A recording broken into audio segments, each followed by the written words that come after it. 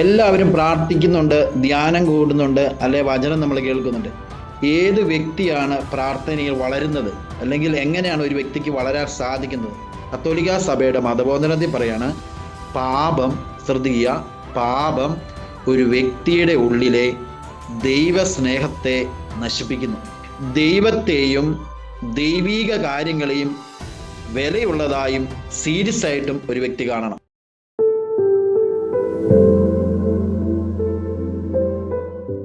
നമുക്ക് പരിശുദ്ധ അമ്മയോട് പ്രാർത്ഥിക്കാം. നന്മ നിറഞ്ഞ മറിയമേ സുസ്തി, കർത്താവ് അങ്ങയുടെ കൂടെ സ്ത്രീകളിൽ അങ്ങ് അനുഗ്രഹിക്കപ്പെട്ടതാവുന്നു. അങ്ങയുടെ ദുരിത ഫലമായി ഈശോ അനുഗ്രഹിക്കപ്പെട്ടനാവുന്നു.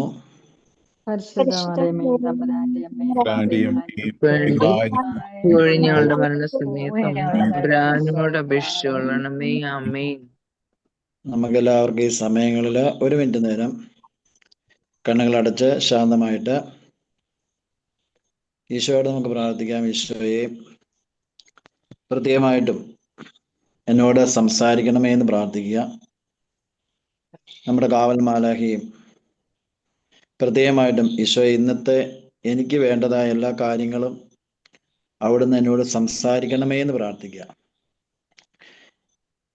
ആമുഖമായിട്ട് പറയുകയാണ്, എപ്പോഴും ദൈവത്തെയും ദൈവീക കാര്യങ്ങളെയും നമ്മൾ വിലയുള്ളതായിട്ട് കാണുക.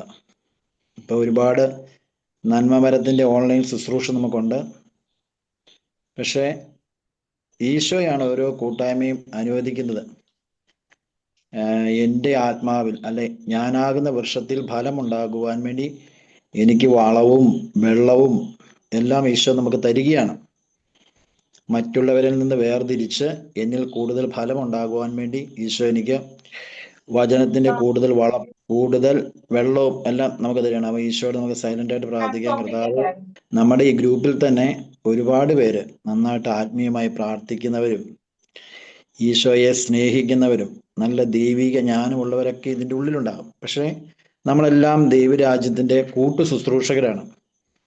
അപ്പോൾ നമുക്ക് കിട്ടുന്ന ഓരോ സ്വർഗത്തിൻ്റെ ജ്ഞാനങ്ങളും നമ്മൾ പരസ്പരം പങ്കുവെച്ച് ഓരോരുത്തരെയും നമ്മൾ ബലപ്പെടുത്തുന്നു എന്ന് മാത്രമേ ഉള്ളൂ ഓരോ കൂട്ടായ്മയും. അല്ലാതെ എനിക്ക് കൂടുതൽ പ്രത്യേകതയില്ല. അതുപോലെ നമുക്ക് എല്ലാവർക്കും തന്ന താലന്തുകൾ ഈ ദൈവരാജ്യ ശുശ്രൂഷയിൽ മറ്റുള്ളവരെ വളർത്തുവാൻ വേണ്ടി നമുക്ക് കിട്ടുന്ന പ്രാർത്ഥനാ വരമായിരിക്കാം, സ്വർഗത്തിൻ്റെ ജ്ഞാനമായിരിക്കാം. എല്ലാ കാര്യങ്ങളും ഈ ദൈവരാജ്യ ശുശ്രൂഷയിൽ മറ്റുള്ളവരെ വളർത്തുവാൻ ദൈവം നമുക്ക് തന്നിരിക്കുന്ന ഫലങ്ങളാണ്. അത് മറ്റുള്ളവർക്ക് വേണ്ടിയാണ്. നമുക്കറിയാം, വീട്ടിൽ പ്ലാവേൽ ചക്ക ഉണ്ടാവുമ്പോൾ അതൊരിക്കലും പ്ലാവിന് വേണ്ടിയല്ലല്ലോ, മറ്റുള്ളവർക്ക് വേണ്ടി എന്ന് പറയുന്നത് നമുക്ക് കിട്ടുന്ന വരങ്ങളും കൃപകളും എല്ലാം മറ്റുള്ളവർക്ക് വേണ്ടിയാണ്. അതുകൊണ്ട് നിങ്ങൾ എപ്പോഴും ശ്രദ്ധിക്കേണ്ടതാണ്, നമ്മളെല്ലാം ഒന്നിച്ചാണ് ചിന്തിക്കുന്നത്, ഒന്നിച്ചാണ് പോകുന്നത്. ഇതിലാരും വലിയവരും ചെറിയവരും ഇല്ല. ഈശോയെ സ്നേഹിക്കുന്നവർ ഒത്തിരി പേര് ഇതിനകത്തുണ്ടാകാം, ദൈവിക ജ്ഞാനമുള്ളവരുണ്ടാകാം, ഒരുപാട് വില കൊടുക്കുന്നവരുണ്ടാകാം, ചിലവർ പ്രാർത്ഥിച്ചിട്ട് താഴേക്ക് പോകുന്നവരും അല്ലെ ഒത്തിരി ബുദ്ധിമുട്ടുന്നവരല്ല. ഇതെല്ലാം നമ്മൾ ഒന്നിച്ച് കൂട്ടായിട്ടാണ് ചിന്തിക്കുന്നത്. അപ്പോൾ ഈശോയുടെ ആത്മാവ് നമ്മളെ നയിക്കട്ടെ. അപ്പോൾ ഏതാനും ചെറിയ കുഞ്ഞു സമയങ്ങളുള്ളൂ. അപ്പം നമുക്ക് വലിയ ചിന്തകളുള്ള ഏറ്റവും സിമ്പിളായിട്ട്. പിന്നെ നിങ്ങൾ ശ്രദ്ധിക്കേണ്ടതാണ്, നിങ്ങൾ ഈ സമയങ്ങളിലും കുറച്ച് സമയം ഈശോയ്ക്ക് കൊടുക്കാൻ വേണ്ടി ശ്രദ്ധിക്കുക. ഇതിൽ എഴുന്നേറ്റ് പോകാതിരിക്കുക. കേൾക്കുന്നത് നിങ്ങൾ ആദ്യം മുതൽ അവസാനം വരെ കേൾക്കാൻ ശ്രദ്ധിക്കുക. ശ്രദ്ധിച്ച് കേൾക്കുക. എല്ലാത്തിൻ്റെ ഇടയ്ക്ക് കേട്ടാൽ നമുക്ക് അതിൻ്റെ കണക്ഷൻ പോകും. ആ ആത്മാവിൻ്റെ ഒരു അഭിഷേകം നമ്മളിലേക്ക് വരത്തില്ല. നമ്മൾ പല കാര്യങ്ങളും വ്യാപൃതനായിട്ട് ഇത് കേൾക്കുമ്പോൾ അങ്ങനെ തിരക്കായിരിക്കുന്നവർ കുഴപ്പമില്ല. പക്ഷെ അല്ലാതെ ഉള്ളവരെല്ലാം കൂടുതലായിട്ട് ഫ്രീ ആയിട്ടുള്ളവർ പല കാര്യങ്ങൾ ഏറ്റു പോകാതിരുന്ന് കൂടുതലായിട്ട് കേൾക്കാൻ വേണ്ടി ശ്രദ്ധിക്കുക. നമ്മൾ വലിയ കാര്യങ്ങളല്ല ചിന്തിക്കുന്നത്, വെറും കുഞ്ഞു കുഞ്ഞു കാര്യങ്ങളാണ്, നമ്മൾ കേട്ടിട്ടുള്ള കാര്യങ്ങളാണ്. പക്ഷെ അത് വീണ്ടും വീണ്ടും നമ്മൾ ചിന്തിക്കുമ്പോൾ നമ്മളിലേക്ക് ഈശോയുടെ ആത്മാവിൻ്റെ കൃപ വരും. പരിശുദ്ധാത്മാവെ, ഈ സമയങ്ങളിൽ ഞങ്ങളെ തന്നെ പൂർണ്ണമായിട്ട് സമർപ്പിക്കുന്നു. പ്രത്യേകമായിട്ടും ദൈവരാജ്യ ശുശ്രൂഷയിൽ ഈശോയെ കുറവുകളോട് നീ തിരഞ്ഞെടുത്ത ഞങ്ങളെല്ലാവരും വിവിധ സ്ഥലങ്ങളിൽ നിന്ന് ഒരുമിച്ച് നിന്നെക്കുറിച്ച് ചിന്തിക്കുകയും ധ്യാനിക്കുകയും ചെയ്യുന്നു.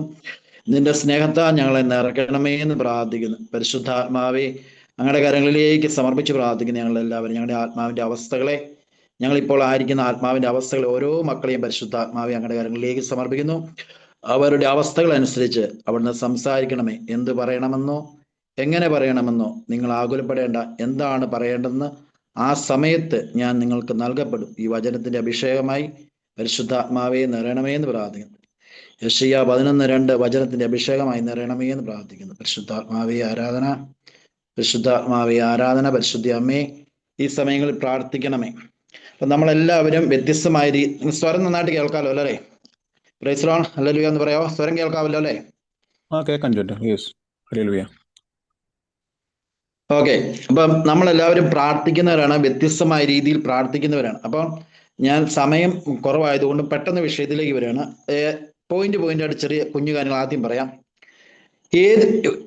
എല്ലാവരും പ്രാർത്ഥിക്കുന്നുണ്ട്, ധ്യാനം കൂടുന്നുണ്ട്, അല്ലെ വചനം നമ്മൾ കേൾക്കുന്നുണ്ട്. ഏത് വ്യക്തിയാണ് പ്രാർത്ഥനയിൽ വളരുന്നത്, അല്ലെങ്കിൽ എങ്ങനെയാണ് ഒരു വ്യക്തിക്ക് വളരാൻ സാധിക്കുന്നത്? ഒന്നാമത്തെ പോയിന്റ് എന്ന് പറയുന്നതാണ്, എനിക്ക് ഈശോയിൽ വളരണം, പ്രാർത്ഥനയിൽ വളരണം, ഈശോയെ സ്നേഹിക്കണം എന്നുള്ള ആഗ്രഹം ഒരു വ്യക്തിക്ക് ആദ്യം ഉണ്ടാകണം. അപ്പോൾ ഒന്നാമത്തെ കാര്യം എന്ന് പറയുന്നത്, നമ്മളിലൂടെ ഈശോ ധ്യാനത്തിലൂടെ അല്ലെ പ്രാർത്ഥനയിലൂടെ കൂട്ടായ്മയിലൂടെ ഒരുപാട് കാര്യങ്ങൾ നമ്മളെ കേൾപ്പിക്കും. ഇങ്ങനെയാണ് ഒരു പ്രാർത്ഥിക്കുന്ന വ്യക്തി, അല്ലെ പ്രാർത്ഥിക്കേണ്ട വ്യക്തികൾ ഇങ്ങനെ ആയിരിക്കണം എന്നൊക്കെ കേൾപ്പിക്കുമ്പോൾ ആദ്യം നമുക്ക് ഉണ്ടാകേണ്ട ഒന്നാണ് ആഗ്രഹം ഉണ്ടാകുക എന്നുള്ളതാണ്. എനിക്ക് ഈശോയിൽ വളരണം, ഈശോയുടെ ഇങ്ങനെയായിരുന്നാൽ പോരാ, ആഗ്രഹം ഉണ്ടാകുക. നമുക്കറിയാം, സാധാരണ രീതിയിൽ ഒരു ചേച്ചി ഒരു ചേട്ടൻ ആഗ്രഹിക്കുന്നത് എനിക്ക് വീട് വെക്കണം. ആ ആഗ്രഹം വെറും ലാഘവമാണെങ്കിൽ അതിനനുസരിച്ച് ഒരു പ്രവൃത്തി ഇല്ലെങ്കിൽ അവരുടെ വീട് പണി അങ്ങനെ ഇരിക്കും. അപ്പൊ വീട് പണിയണമെങ്കിലും ഒരു മക്കളെ പഠിപ്പിക്കണമെങ്കിലും എനിക്കൊരു ജോലി അന്വേഷിച്ച് ആദ്യം എനിക്ക് വേണ്ട തീക്ഷ്ണമായ ഒരു ആഗ്രഹം എൻ്റെ ഉള്ളിൽ ഉണ്ടാകണം. ഈ ആഗ്രഹമില്ലാതെ നമ്മൾ സമയം എപ്പോഴേലും വീട് വെക്കാം, എപ്പോഴേലും പൈസ ഒക്കെ ഉണ്ടാകാം, ഇങ്ങനെ ഒരു ലാഘവബുദ്ധിയോടെ കാണുന്ന ഒരു വ്യക്തിക്ക് വീട് വെക്കാൻ സാധിക്കില്ല. ആ വ്യക്തി ആ വീട് പണിയിൽ ആഗ്രഹം ആഗ്രഹത്തിന് വേണ്ടിയുള്ള വലിയ തീക്ഷ്ണമായ പ്രവൃത്തികൾ ആ വ്യക്തിയിൽ നിന്ന് വരുമ്പോഴാണ് അവരുടെ ആ ലക്ഷ്യസ്ഥാനത്തേക്ക് ആ വ്യക്തി വളരുന്നത്. അപ്പോൾ പ്രാർത്ഥനാ ജീവിതത്തിൽ വളരണം എന്നുള്ളൊരു ആഗ്രഹം, ഒരു ദാഹം നമുക്ക് ആദ്യമേ ഉണ്ടാകണം. എൻ്റെ ജീവിതത്തിൽ എൻ്റെ അനുഭവം പറയുകയാണെങ്കിൽ, ഞാൻ ആദ്യ കാലഘട്ടത്തിൽ വന്ന സമയത്ത് ഒരു സ്ഥലത്ത് ഒരു ബ്രദർ ഭയങ്കര തീക്ഷ്ണമായിട്ട് വചനം പറയണം, ബൈബിൾ നോക്കുന്നില്ല, ആ ഭയങ്കര ആൾക്കാർ ഭയങ്കര തീക്ഷ്ണതയോടെ പറയുന്നത്, ജ്വലിച്ചാ പറയുന്നത്. അപ്പൊ ഞാൻ അത് കണ്ടപ്പോൾ ഈശോയോട് പറഞ്ഞു, ഈശോയെ എനിക്കും ഈ ബ്രദറിനെ പോലെ എനിക്ക് നിനക്ക് വേണ്ടി വചനം പറയണം. അത് കണ്ടപ്പോൾ ഞാൻ ഈശോയോട് ഇങ്ങനെ പറഞ്ഞു. അങ്ങനെ പറയുക മാത്രമല്ല, പല കാര്യങ്ങളും വചനം പഠിക്കാനും വചനം സ്വന്തമായിട്ട് വാങ്ങിക്കാനും വചനം അടയാളപ്പെടുത്താനും ഈ ദാഹത്തിലേക്ക് വളരാൻ നമ്മൾ ഓരോ പോയിന്റുകൾ, ഒരു സ്റ്റെപ്പുകൾ നമ്മൾ ചെയ്യണം. ഇനി ഈ ആഗ്രഹം എന്ത് ചെയ്യണം? ഒരു പ്രവൃത്തിയായിട്ട് എന്നിൽ മാറണം. ആഗ്രഹമുണ്ട്, പക്ഷെ ആഗ്രഹത്തിന്റെ ഒരു പ്രവൃത്തി എന്നിൽ ഉണ്ടാകണം. എനിക്ക് ഒത്തിരി പേര് അരമണിക്കൂർ ഇരുന്ന് പ്രാർത്ഥിക്കുന്നുണ്ട്, എനിക്ക് അരമണിക്കൂറൊന്നും പ്രാർത്ഥിക്കാൻ പറ്റും. പക്ഷെ ഞാൻ ഒരു 5 മിനിറ്റേലും പ്രാർത്ഥിക്കാൻ ഞാൻ തുടങ്ങണം.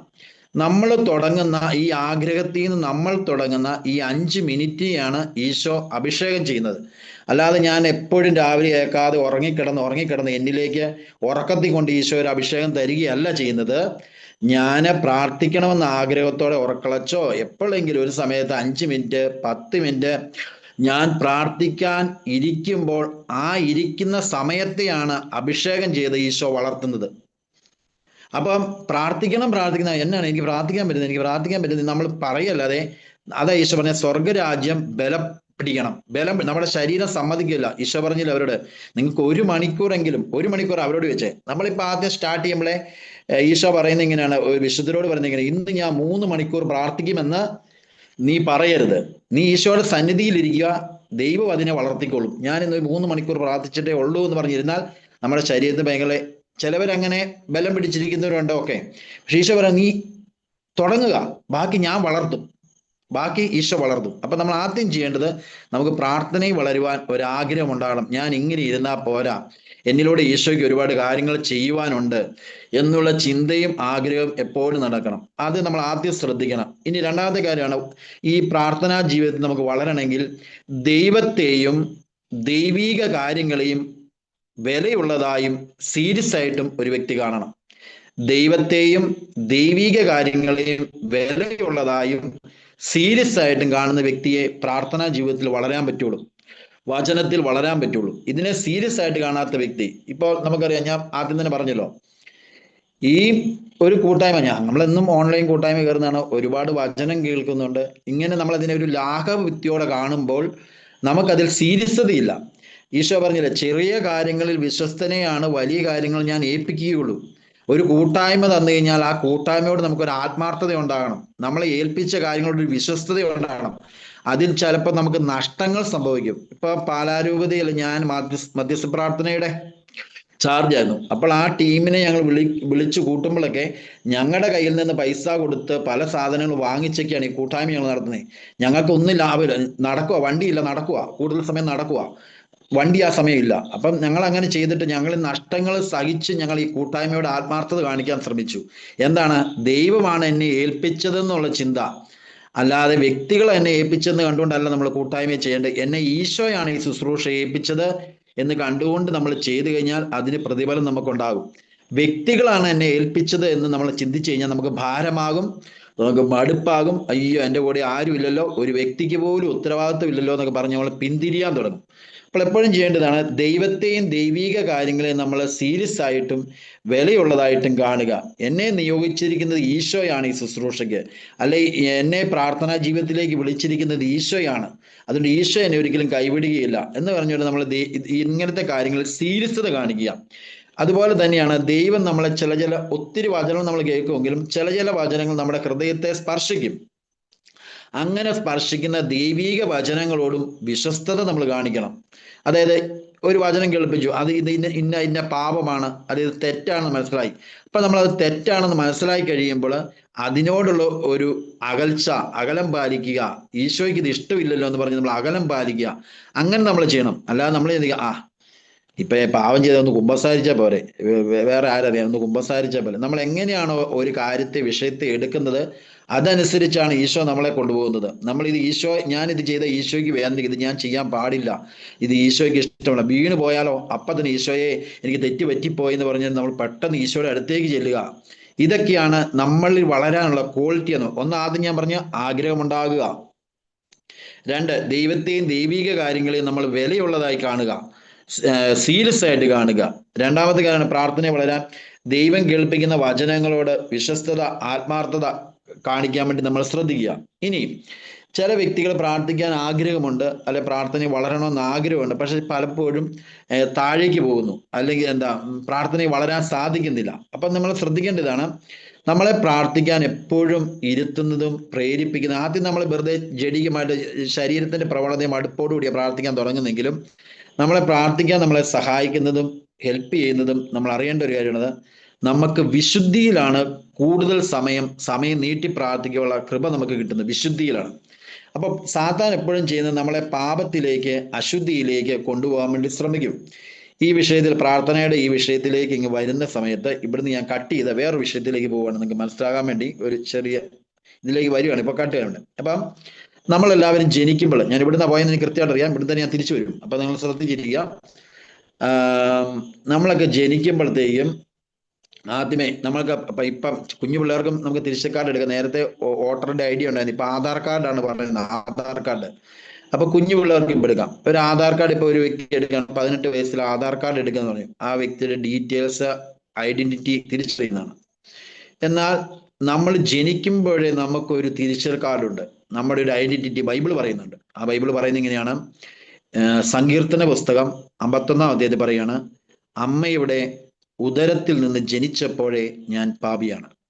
ഇതാണ് എൻ്റെ തിരിച്ചറിയൽ കാർഡ്. അമ്മയുടെ ഉദരത്തിൽ നിന്ന് ഉരുവായപ്പോഴേ ഞാൻ പാപിയാണ്. അപ്പോൾ നമ്മൾ എന്തെല്ലാം കാര്യങ്ങൾ ചെയ്യുമ്പോഴും ഈ ഒരു ചിന്ത നമുക്കുണ്ടാകണം, ഞാൻ പാപിയാണ്. അപ്പൊ പാപം നിറഞ്ഞ മനുഷ്യന്റെ ആത്മാവ് എപ്പോഴും ശ്രദ്ധിക്കുക. മനുഷ്യന്റെ ആത്മാവ് ഒരു തോട്ടിൽ നിന്ന്, തോടിന്റെ ഈണ്ടിയിൽ ചെരിഞ്ഞിരിക്കുന്ന മരം എങ്ങോട്ട് വീഴും? തോട്ടിലേക്ക് വീഴും എന്ന് പറയുന്നത് പോലെ നമ്മുടെ ആത്മാവ് എപ്പോഴും ഈ പാപത്തിലേക്ക്, ലോകത്തിലേക്ക് ചെരിഞ്ഞാണ് നിൽക്കുന്നത്.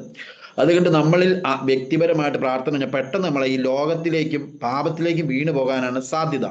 അതുകൊണ്ടാണ് ഈശോ നമുക്ക് പരിശുദ്ധാത്മാവിനെ തന്ന് ദൈവവചനം അനുസരിക്കുവാൻ നമ്മളെ ശക്തിപ്പെടുന്നത്. അപ്പം ഈ മനുഷ്യാത്മാവ് എപ്പോഴും പാപത്തിലേക്ക് പോകും. അപ്പോൾ ദൈവസ്നേഹത്തിൽ നിന്ന് തടയുവാനും ദൈവസ്നേഹത്തിലേക്ക് വളരാതിരിക്കാനും നമ്മളെ തിന്മ ചെയ്യുന്നവരാണ് നമ്മൾ എങ്ങനെയും പാപചിന്തയിലേക്കും ലോകത്തിലേക്കും നമ്മുടെ കാഴ്ചകളിലൂടെ, ഫോണിലൂടെ എങ്ങനെയും പാപത്തിലേക്ക്, ജഡത്തിന്റെ ആസക്തി നമ്മളിൽ ഉയർത്തി ഉള്ളിൽ നിറഞ്ഞു നിൽക്കുന്ന ദൈവസ്നേഹത്തെ നശിപ്പിക്കുക എന്നുള്ളതാണ് ശത്രുവിന്റെ തന്ത്രം. ശ്രദ്ധിക്കണം, നമ്മുടെ ഉള്ളിൽ നിറഞ്ഞു നിൽക്കുന്ന ദൈവസ്നേഹത്തിന്റെ ഈ അഗ്നിയെ കെടുത്തുന്നത് ജഡത്തിന്റെ ചിന്തകള്, കണ്ണുകളുടെ ദുരാശകള്, ഇതെല്ലാം ഉണർന്നു വന്ന് നമ്മളെ എങ്ങനെയെങ്കിലും നശിപ്പിക്കാൻ, പ്രാർത്ഥനാ ജീവിതം നശിപ്പിക്കാൻ.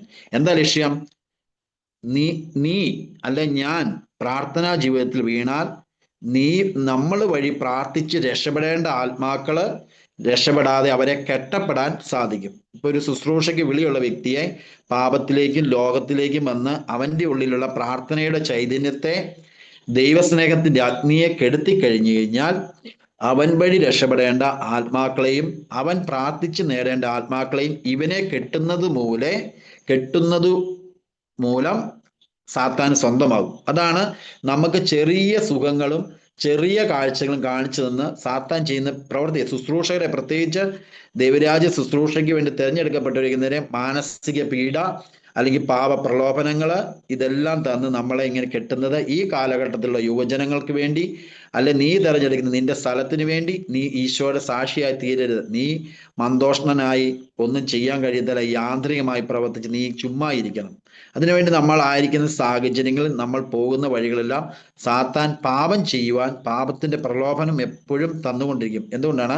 കത്തോലിക്ക സഭയുടെ മതബോധനത്തിൽ പറയാണ്, പാപം, ശ്രദ്ധിക്കുക, പാപം ഒരു വ്യക്തിയുടെ ഉള്ളിലെ ദൈവസ്നേഹത്തെ നശിപ്പിക്കുന്നു. ലഘുപാപങ്ങൾ ചെറുതായിട്ട് നമ്മുടെ ഉള്ളിൽ നിറഞ്ഞു നിൽക്കുന്ന ദൈവസ്നേഹത്തെ പതുക്കെ കളയും. അപ്പോൾ മാരകപാപങ്ങൾ നമ്മുടെ ദൈവസ്നേഹത്തെ കെടുത്തിക്കളയും. അപ്പോൾ നമുക്ക് പെട്ടെന്ന് പറ്റുന്ന ഇതാണ്, പാപം ചെയ്തു കഴിയുമ്പോൾ ദൈവത്തെയും ദൈവീക കാര്യങ്ങളെ സ്നേഹിക്കുവാനുള്ള കഴിവ് നമുക്ക് നഷ്ടപ്പെടുകയും നമുക്ക് അകൽച്ച തോന്നും. കുമ്പസാരിക്കാൻ അകൽച്ച തോന്നും, കൂട്ടായ്മയോട് അകൽച്ച തോന്നും, ദൈവീക കാര്യങ്ങളോട് ആ സ്നേഹം നമുക്ക് നഷ്ടപ്പെടും, പാപം നമ്മുടെ ഉള്ളിൽ കടന്നു വരുമ്പോൾ. അപ്പൊ നമുക്ക് നേരത്തെ നമ്മൾ ഈശോയെ സ്നേഹിച്ചുകൊണ്ട് ചെയ്തെങ്കിൽ ഇപ്പൊ നമുക്കത് യാന്ത്രികമാകും. പിന്നെ സാത്താൻ നമുക്ക് തരും, കുമ്പസാരിക്കാൻ മടി തരും, കുമ്പസാരം നീട്ടിക്കൊണ്ട് പോകാൻ നമുക്ക് പ്രേരണ തരും. അങ്ങനെ നമ്മൾ കുറെ സമയത്തേക്ക് ഈ ശുശ്രൂഷയും അല്ലെ ഈ നമ്മൾ വ്യക്തിപര ഹൃദയത്തിൽ ഈശോയുള്ള ബന്ധത്തിൽ നിന്ന് പതുക്കെ അകന്നു പോകും. അല്ലെങ്കിൽ കുമ്പസാരം നീട്ടാൻ സാത്താൻ പ്രേരണ തരും. അപ്പൊ നമ്മളിൽ ദൈവസ്നേഹം നഷ്ടപ്പെടാതിരിക്കാൻ ശ്രദ്ധിക്കേണ്ടതാണ്. പാപത്തെയും പാപ സാഹചര്യങ്ങളെ ഉപേക്ഷിക്കാനുള്ള പ്രവണത നമുക്ക്, എങ്കിലേ പ്രാർത്ഥനയെ നമുക്ക് വളരാൻ സാധ്യതയുള്ളൂ, വിശുദ്ധിയിൽ വളരാൻ സാധിക്കുകയുള്ളൂ. കാരണം പ്രാർത്ഥിക്കുമ്പോൾ അനുസരിച്ച് നമ്മൾ വിശുദ്ധി വളരും. വിശുദ്ധിയിലാണ്, ശ്രദ്ധിക്കുക, വിശുദ്ധിയിലാണ് ദൈവസ്നേഹം വളരുന്നത്. വിശുദ്ധി കുറയുന്നതനുസരിച്ച് ആ വ്യക്തിയിൽ ദൈവസ്നേഹവും കുറവായിരിക്കും. വിശുദ്ധിയിൽ ഒരു വ്യക്തി വളരാൻ എത്രമാത്രം ശ്രമിക്കുന്നോ, കണ്ണുകളെ നിയന്ത്രിക്കുന്നു, ചിന്തകളെ നിയന്ത്രിക്കുന്നു, സംസാരത്തെ നിയന്ത്രിക്കുന്നു, അങ്ങനെ വില കൊടുക്കുന്ന ഒത്തിരി പേരുണ്ട്. അങ്ങനെയൊക്കെ നിയന്ത്രിച്ച് ഈശോയെ വലുതായിട്ട് കാണുന്ന ഒരു വ്യക്തി അങ്ങനെ വരുമ്പോൾ അവനിൽ ദൈവസ്നേഹം വിശുദ്ധി ഉണ്ടാകും. വിശുദ്ധിയിലാണ് ദൈവസ്നേഹം. നിങ്ങളുടെ വിശുദ്ധി എപ്പോൾ നഷ്ടപ്പെടുന്നുവോ അപ്പൊ നിങ്ങൾക്ക് ദൈവത്തോടുള്ള സ്നേഹവും കുറയും, മനുഷ്യരോടുള്ള സ്നേഹം കുറയും, നമ്മളൊരു അകൽച്ച കാണിക്കാൻ തുടങ്ങും, പിന്നെ നമ്മൾ യാന്ത്രികമാകാൻ തുടങ്ങും. അപ്പൊ ശത്രു ചെയ്യുന്ന ഒരു കാര്യം, നിങ്ങളുടെ ഉള്ളിൽ തീക്ഷ്ണമായി നിൽക്കുന്ന പ്രാർത്ഥനാ ജീവിതത്തെയും അല്ലെ ദൈവസ്നേഹത്തെയും നശിപ്പിക്കുക എന്നുള്ളതാണ്. നിങ്ങളെ എങ്ങനെയും ദൈവത്തിലേക്ക് അടുപ്പിക്കാതിരിക്കുക എന്നാണ്. ഇനി പാപം ചെയ്യുന്ന ഒരു വ്യക്തി പാപത്തിൽ ആകുന്ന ഒരു വ്യക്തി ഒരിക്കലും അവനെ മറ്റൊരു വ്യക്തി വലിച്ചുകൊണ്ട് ദൈവത്തിൽ നിന്നോ പരിശുദ്ധ കുർബാനയിൽ നിന്നോ ദൈവവചനത്തിൽ നിന്നോ ആരും മാറ്റിക്കൊണ്ട് പോകണ്ട, അവൻ സ്വയം മാറിക്കോളും. പാപത്തിന്റെ പ്രത്യേകത അതാണ്. പ്രാർത്ഥനാ ജീവിതമുള്ള ഒരു വ്യക്തിയെ പാപത്തിലേക്കോ അശുദ്ധിയിലേക്കോ മാധ്യമത്തിലൂടെ അതിന്റെ സാഹചര്യങ്ങൾ ഒരുക്കി തന്നാൽ നമ്മളത് ചെയ്യുമ്പോഴത്തേനും നമ്മളെ ആരും ബൈബിൾ വായിക്കാൻ തീക്ഷ്ണതയുള്ള എന്നെ വേറെ ആരും മാറ്റിക്കൊണ്ട് പോകണ്ട, ഞാൻ സ്വയം ബൈബിളിൽ നിന്ന് മാറാൻ തുടങ്ങും. ഞാൻ നേരത്തെ ഈശോയോടും പ്രാർത്ഥന കൂട്ടായ്മ ഒരുപാട് ബന്ധപ്പെട്ട് എന്ന്, പിന്നെ ഒന്നരാടം ദിവസമായി അല്ലെങ്കിൽ ആഴ്ചയിൽ ഒന്നായി, ഇങ്ങനെ പതുക്കെ ഞാൻ തന്നെ മാറാൻ തുടങ്ങും. അതാണ് പാപം നമ്മളെ എപ്പോഴും ദൈവത്തിൽ നിന്നും ദൈവീക കാര്യം പതുക്കെ അകറ്റാൻ തുടങ്ങും. അതാണ് അവൻ എപ്പോഴും നമ്മളെ ഒറ്റപ്പെടുത്തുകയാണ്. പരിശുദ്ധാത്മാവ് കൂട്ടായ്മയാണ് നമുക്ക് തരുന്നത്. പിതാവ്, പുത്രൻ, കൂട്ടായ്മയാണ്. അപ്പോൾ പരിശുദ്ധാത്മാവ് എന്ന് പറയുന്ന ഒരു വ്യക്തിയിൽ ഈശോ ഏതൊരു വ്യക്തിയെ വളർത്തണമെന്ന് ആഗ്രഹിക്കുന്നത്, അവൻ ആദ്യം കൊടുക്കുന്ന ഒരു കാര്യം കൂട്ടായ്മയാണ് കൊടുക്കുന്നത്. അപ്പൊ കൂട്ടായ്മയിൽ നിന്നും, ദൈവിക പ്രാർത്ഥനാ കൂട്ടായ്മയിൽ നിന്നും, ദൈവികമുള്ള സ്ഥലത്ത് നിന്നും, അവന്റെ ആത്മാവിന് ശക്തി കിട്ടുന്ന സ്ഥലത്ത് നിന്നും അവനെ അകറ്റുക എന്നുള്ളതാണ് ശത്രുവിന്റെ ലക്ഷ്യം. അപ്പൊ പ്രാർത്ഥനാ ജീവിതത്തിൽ വളരണമെങ്കിൽ ഒരു വ്യക്തി എപ്പോഴും കൂട്ടായ്മയായിട്ട് ബന്ധപ്പെട്ട് നിൽക്കണം. അതുകൊണ്ടാണ് മുപ്പിരിച്ചരട് വേഗം പൊട്ടുകയല്ലെന്ന് ബൈബിളിൽ പറയുന്നത്. ജെറമയുടെ തോന്നുന്നു, മുപ്പിരിച്ചരട് വേഗം പൊട്ടുകയല്ലെന്ന് പറയുന്നത്. നമ്മൾ കൂട്ടായ്മയായിട്ട് ബന്ധപ്പെട്ട് ഇപ്പം നിങ്ങളിപ്പോൾ ഈ കൂട്ടായ്മ സൂം മീറ്റിങ്ങിലൂടെ കയറിയപ്പോഴാണ് ഇങ്ങനത്തെ ചിന്തകൾ നമുക്ക് ചിന്തിക്കുവാനും പറയുവാനും കിട്ടുന്നത്. നമ്മളിൽ ഓരോരുത്തർക്കും ഈശോ താലന്തുകൾ തന്നിട്ടുണ്ട്. ആ താലന്തുകളെ പരസ്പരം അങ്ങോട്ട് പറഞ്ഞും ചെയ്തും നമ്മൾ ബലപ്പെടുത്തണം. ഒരു വചനഭാഗം വായിക്കുവാണേ.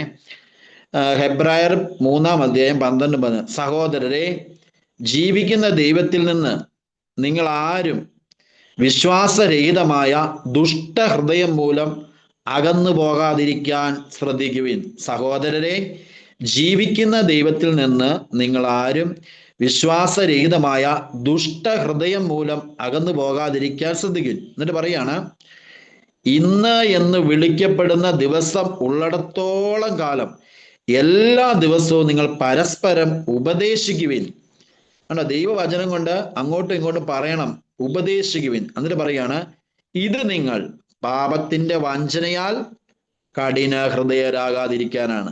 പാപത്തിന്റെ വഞ്ചനയാൽ കഠിന ഹൃദയം. അപ്പൊ പാപം തരുന്ന ഹൃദയമാണ് കഠിന ഹൃദയം. ഈശോ തരുന്ന ഹൃദയമാണ് മാംസള ഹൃദയം. നിന്റെ മേൽ ശുദ്ധജലം ഞാൻ തളിക്കും, നിന്റെ ശരീരത്തിൽ നിന്ന് ശിലാഹൃദയം ഞാൻ എടുത്തു മാറ്റി മാംസള ഹൃദയം നൽകും. മാംസള ഹൃദയത്തിലാണ് ദൈവസ്നേഹം, മനുഷ്യരോടുള്ള കരുണ, വിധേയത്വം എല്ലാം വരുന്ന മാംസള ഹൃദയത്തിൽ. കഠിന ഹൃദയത്തിൽ ദൈവത്തോടുള്ള സ്നേഹമില്ല, ദൈവീക കാര്യങ്ങളോട് നമുക്ക് താല്പര്യമില്ല, മനുഷ്യരോടുള്ള സ്നേഹമില്ല, അനുകമ്പയില്ല, കരുണയില്ല. ഇങ്ങനെ കഠിന ഹൃദയത്തിന്റെ പ്രത്യേകത ഇതാണ്. ഓക്കെ, അപ്പൊ പാപം നമ്മളെ ഇതാണ് ചെയ്യുന്നത്. ദൈവസ്നേഹത്തിൽ നിന്ന് നമ്മളെ അകറ്റും, പ്രാർത്ഥനാ ജീവിതത്തിൽ നിന്ന് നമ്മളെ അകറ്റും, കൂട്ടായ്മകളിൽ നിന്ന് നമ്മളെ പതുക്കെ പതുക്കെ അവൻ അകറ്റി മാറ്റാൻ വേണ്ടി ചെയ്യും. ഇനി നമ്മൾ ശ്രദ്ധിക്കേണ്ടതാണ്, അപ്പൊ പാപം എന്നിലേക്ക് കടന്നു വരുന്ന ഏതൊക്കെ മേഖലയാണ് നമ്മൾ ചിന്തിക്കുക, സ്വയം ചിന്തിക്കുക. ഞാൻ ഇപ്പോൾ നിങ്ങളോട് ക്ലാസ് എടുക്കുന്ന എൻ്റെ ബലഹീനതയായിരിക്കുമല്ല ഇതിനകത്ത് വചനം കേട്ടുകൊണ്ടിരിക്കുന്ന മറ്റൊരു വ്യക്തിയുടെ ബലഹീനത. അപ്പോൾ ഈ ശത്രുവിന് ബലഹീനത പെട്ടെന്ന് തിരിച്ചറിയാം. ആ മേഖലയിലായിരിക്കും നമ്മളെ അറ്റാക്ക് ചെയ്യുന്നവൻ എപ്പോഴും. അങ്ങനെ നമ്മളെ ചിലവരുടെ ഇപ്പൊ ഒരു ഉദാഹരണം പറയുകയാണെങ്കിൽ, ചിലവർക്ക് ഒരു വ്യക്തി ചെയ്യാത്ത കാര്യം ചെയ്തു എന്ന് പറഞ്ഞാൽ ആ വ്യക്തി പെട്ടെന്ന് വയലന്റ് ആവും. അങ്ങനെ ആ വ്യക്തിക്ക് ഉൾക്കൊള്ളാൻ പറ്റത്തില്ല. പക്ഷെ അങ്ങനെയുള്ള വ്യക്തിക്കാണെങ്കിൽ സാത്താൻ എപ്പോഴും വെക്കുന്ന കെണി അത് തന്നെയായിരിക്കും. അവന്റെ ആത്മാവിൽ അസ്വസ്ഥത ഉണ്ടാക്കാൻ ചെയ്യാത്ത കാര്യം ചെയ്തു എന്ന് പറഞ്ഞാൽ അവന്റെ എല്ലാ കൺട്രോളും പോവുമെങ്കിൽ സാത്താൻ എപ്പോഴും ആ കെണിയായിരിക്കും വെക്കുന്നത്. ചില വ്യക്തികൾ കണ്ണുകളെ നിയന്ത്രിക്കാൻ പറ്റാത്ത അവസ്ഥയാണെങ്കിൽ അതായിരിക്കും പിശാച് എപ്പോഴും വെക്കുന്നത്. ചില വ്യക്തികൾക്ക് എപ്പോഴും ശരീരത്തെ ഓർപ്പിക്കാൻ എപ്പോഴും ഒരു അലസതയാണെങ്കിൽ ആ രീതിയിൽ. അപ്പം ഓരോരുത്തരുടെയും ബലഹീനത അനുസരിച്ചാണ് അവൻ കെണി വെക്കുന്നത്. ഇനി ദൈവസ്നേഹത്തിലേക്ക് വളരുവാൻ, നമ്മളെ പ്രാർത്ഥനയിൽ വളർത്തുന്നതും വിശുദ്ധി ദൈവസ്നേഹത്തിലേക്ക് വളരുവാൻ ചെയ്യേണ്ടത് നമ്മൾ എപ്പോഴും ചെയ്യേണ്ട ഒരു കാര്യമാണ്, സ്വന്തം കുറവുകളെ നമ്മൾ കണ്ടെത്താൻ ശ്രമിക്കുക. എൻ്റെ കുറവുകൾ എന്താണെന്ന് കണ്ടെത്തുക, അതിനുവേണ്ടി പ്രാർത്ഥിക്കുക, ആ ബലഹീനതയിലേക്ക് ഈശോയെ നമ്മൾ വിളിക്കുക. സ്വന്തം കുറവുകൾ കണ്ടെത്താൻ നമ്മൾ പഠിക്കുക, ഈശോയ്ക്ക് വേണ്ടി പ്രാർത്ഥിക്കുക. കർത്താവേ, ഈ ബലഹീനത രക്ഷിക്കാൻ, ബലഹീനത എന്നെ രക്ഷിക്കണമേന്ന് ഈശോയോട് പ്രാർത്ഥിക്കുക. ഈ കുറവുകൾ എപ്പോഴും ഈശോയുടെ മുമ്പിൽ കുറവുകളുള്ളവനായിട്ട് നമ്മളെ അംഗീകരിക്കുക. പ്രാർത്ഥനയിൽ വളരുവാൻ എപ്പോഴും ശ്രദ്ധിക്കുക. ഞാനൊക്കെ ചെയ്തുകൊണ്ടിരുന്നൊരു കാര്യം ഇങ്ങനെയാണ്, ഞാൻ ഇന്ന് ഇങ്ങനെ പ്രാർത്ഥിക്കാം, ഇന്നൊന്ന് ഉപവസിക്കാം, അല്ലെങ്കിൽ ഞാൻ എല്ലാ ദിവസവും കുർബാനയ്ക്ക് പോകും. ഞാൻ തന്നെ കുറെ ഇങ്ങനെ ബലം പിടിച്ച് ചെയ്യാൻ ശ്രമിച്ചായിരുന്നു. അപ്പോഴൊക്കെ ഉണ്ടല്ലോ നമ്മളെടുത്ത തീരുമാനത്തിൽ നിന്നെല്ലാം താഴ്പോവും, അന്ന് തെറ്റുപറ്റും. എന്നാൽ എപ്പോഴൊക്കെയാണ് ഞാൻ ഈശോയിൽ ആശ്രയിച്ചിട്ടുള്ളത്, ഈശോയെ എനിക്ക് ഭയങ്കര മടിയാണ്, പരിശുദ്ധ കുർബാനയ്ക്ക് പോകാൻ രാവിലെ ഏക്കാൻ എനിക്ക് തോന്നുകയില്ല, നീ എന്നെ സഹായിക്കണമേ എന്ന് വിളിച്ചാൽ അന്ന് രാവിലെ ഏക്കാൻ ഭയങ്കര ഉണർവായിരിക്കും. ഈശോയെ എനിക്ക് വചനം പഠിക്കാൻ കൃപയില്ല, വചനം പഠിക്കാൻ നീ എനിക്ക് കഴിവ് തന്നെന്ന് പറഞ്ഞാൽ നമുക്ക് വചനം വായിക്കാനുള്ള തുറവ് ഈശോ അതിലേക്ക് നയിക്കും. നമ്മളെപ്പോഴും നമ്മുടെ കഴിവിൽ ആശ്രയിച്ച് ചെയ്യുന്നതുകൊണ്ടാണ് നമ്മൾ പലപ്പോഴും തോറ്റുപോകുന്നത്. അതായത് ഞാനിന്ന് വചനം വായിച്ചിട്ടേ ഉള്ളൂ, ഞാനിന്ന് ഉപവസിക്കും, ഞാൻ ഇങ്ങനെ ചെയ്യും. നമ്മൾ ഈശോയെ കൂട്ടുപിടിച്ച് ചെയ്യണം. ഈശോയെ നീ എന്നെ സഹായിക്കണമേ, നീ എന്നെ ഹെൽപ്പ് ചെയ്യണമേ, നമ്മൾ ഈശോയോട് ആശ്രയിക്കുകയും ചോദിക്കുകയും ചെയ്യണം. അപ്പോഴാണ് നമ്മൾ ദൈവസ്നേഹത്തിൽ വളരാൻ. ഇനി രണ്ടാമത്തെ ഏതാണ്, ദൈവസ്നേഹത്തിൽ വളരാൻ നമ്മൾ ശ്രദ്ധിക്കേണ്ടത്, നമ്മുടെ ഉള്ളിലെ പാപത്തെ നമ്മൾ വെച്ചോണ്ട് കൂടെ കുമ്പസാരിക്കാൻ നമ്മൾ ശ്രമിക്കണം.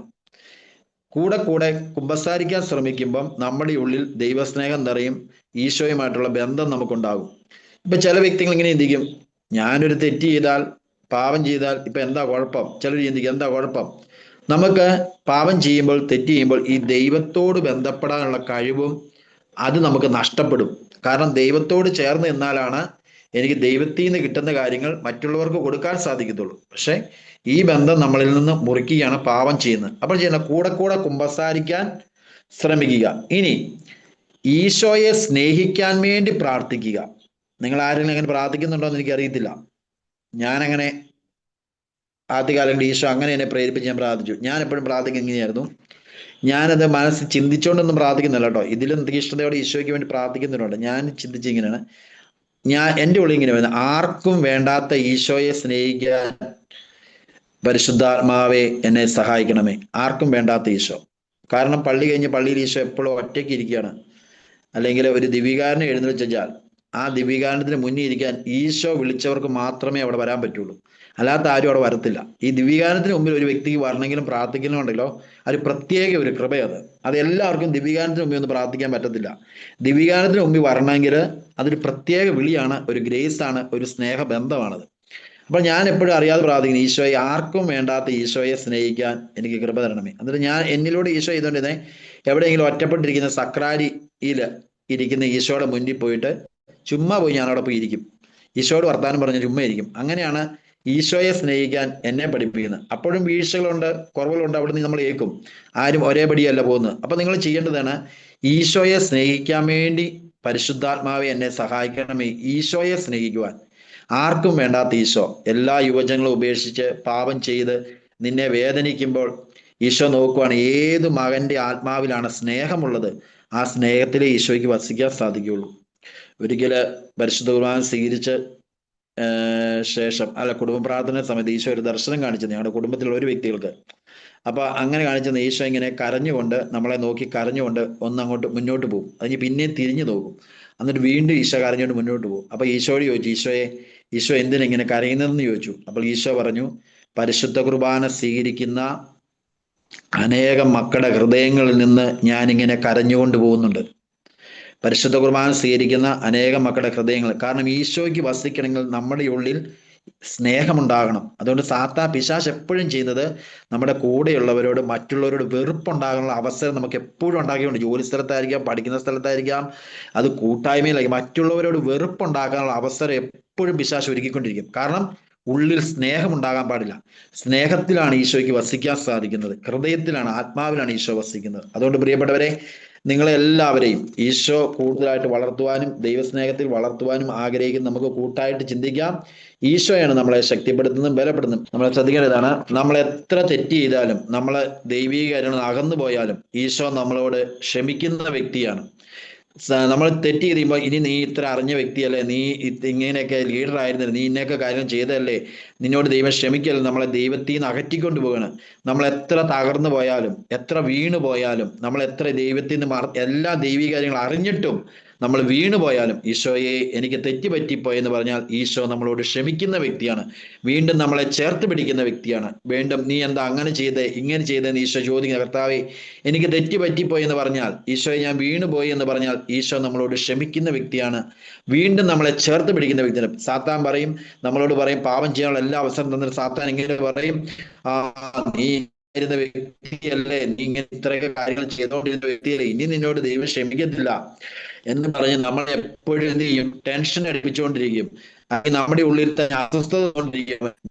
കുമ്പസാരിക്കരുത്, കുമ്പസാരിക്കാൻ പോകരുത്, അല്ലെങ്കിൽ അച്ഛങ്ങനെ നിന്നെ അറിയുന്ന വ്യക്തിയിൽ, ഇങ്ങനെ പല രീതിയിൽ ഈശോയിൽ നിന്ന് അകറ്റുവാൻ വേണ്ടി അവൻ എല്ലാ തന്ത്രങ്ങളും പ്രയോഗിക്കും. അത് നമ്മൾ വീണ് കഴിഞ്ഞാൽ നമ്മൾ അപ്പോൾ തന്നെ അവിടുന്ന് എഴുന്നേൽക്കാൻ ഈശോയോട് പ്രാർത്ഥിക്കുക, പരിശുദ്ധ അമ്മയോട് പ്രാർത്ഥിക്കുക, അമ്മേ ഞങ്ങളെ ഇവിടുന്ന് എഴുന്നേൽപ്പിക്കണേ, എന്നെ സഹായിക്കണമേ എന്ന് പ്രാർത്ഥിക്കുക. എനിക്ക് കുമ്പസാരിക്കാൻ തോന്നുന്നില്ല, വിശുദ്ധ മിഖാൽമാരെ വിളിക്കുക. നമ്മൾ അങ്ങനെ പ്രാർത്ഥിച്ച് ഈശോയെ ശ്രമിക്കുക. ഈശോ എത്ര നമ്മൾ വീണ് എത്ര അറിഞ്ഞിട്ട് എത്ര വലിയ മാരകബാധ്യമാണ്, ഈശോ നമ്മളോട് ക്ഷമിക്കുന്ന വ്യക്തിയാണ്. കാരണം നിങ്ങളെ ഓരോരുത്തരെയും ദൈവം തെരഞ്ഞെടുത്തിരിക്കുന്നത് അനേകം മക്കളെ കണ്ടുകൊണ്ടാണ്. ഞാൻ ഇങ്ങനെ കേട്ടിട്ടുണ്ട്, ഇങ്ങനെ പ്രാർത്ഥിക്കുമ്പോൾ നമ്മൾ ചുമ്മാ ഒരാൾക്ക് വേണ്ടി ഇങ്ങനെ പ്രാർത്ഥിക്കാൻ പാടില്ല.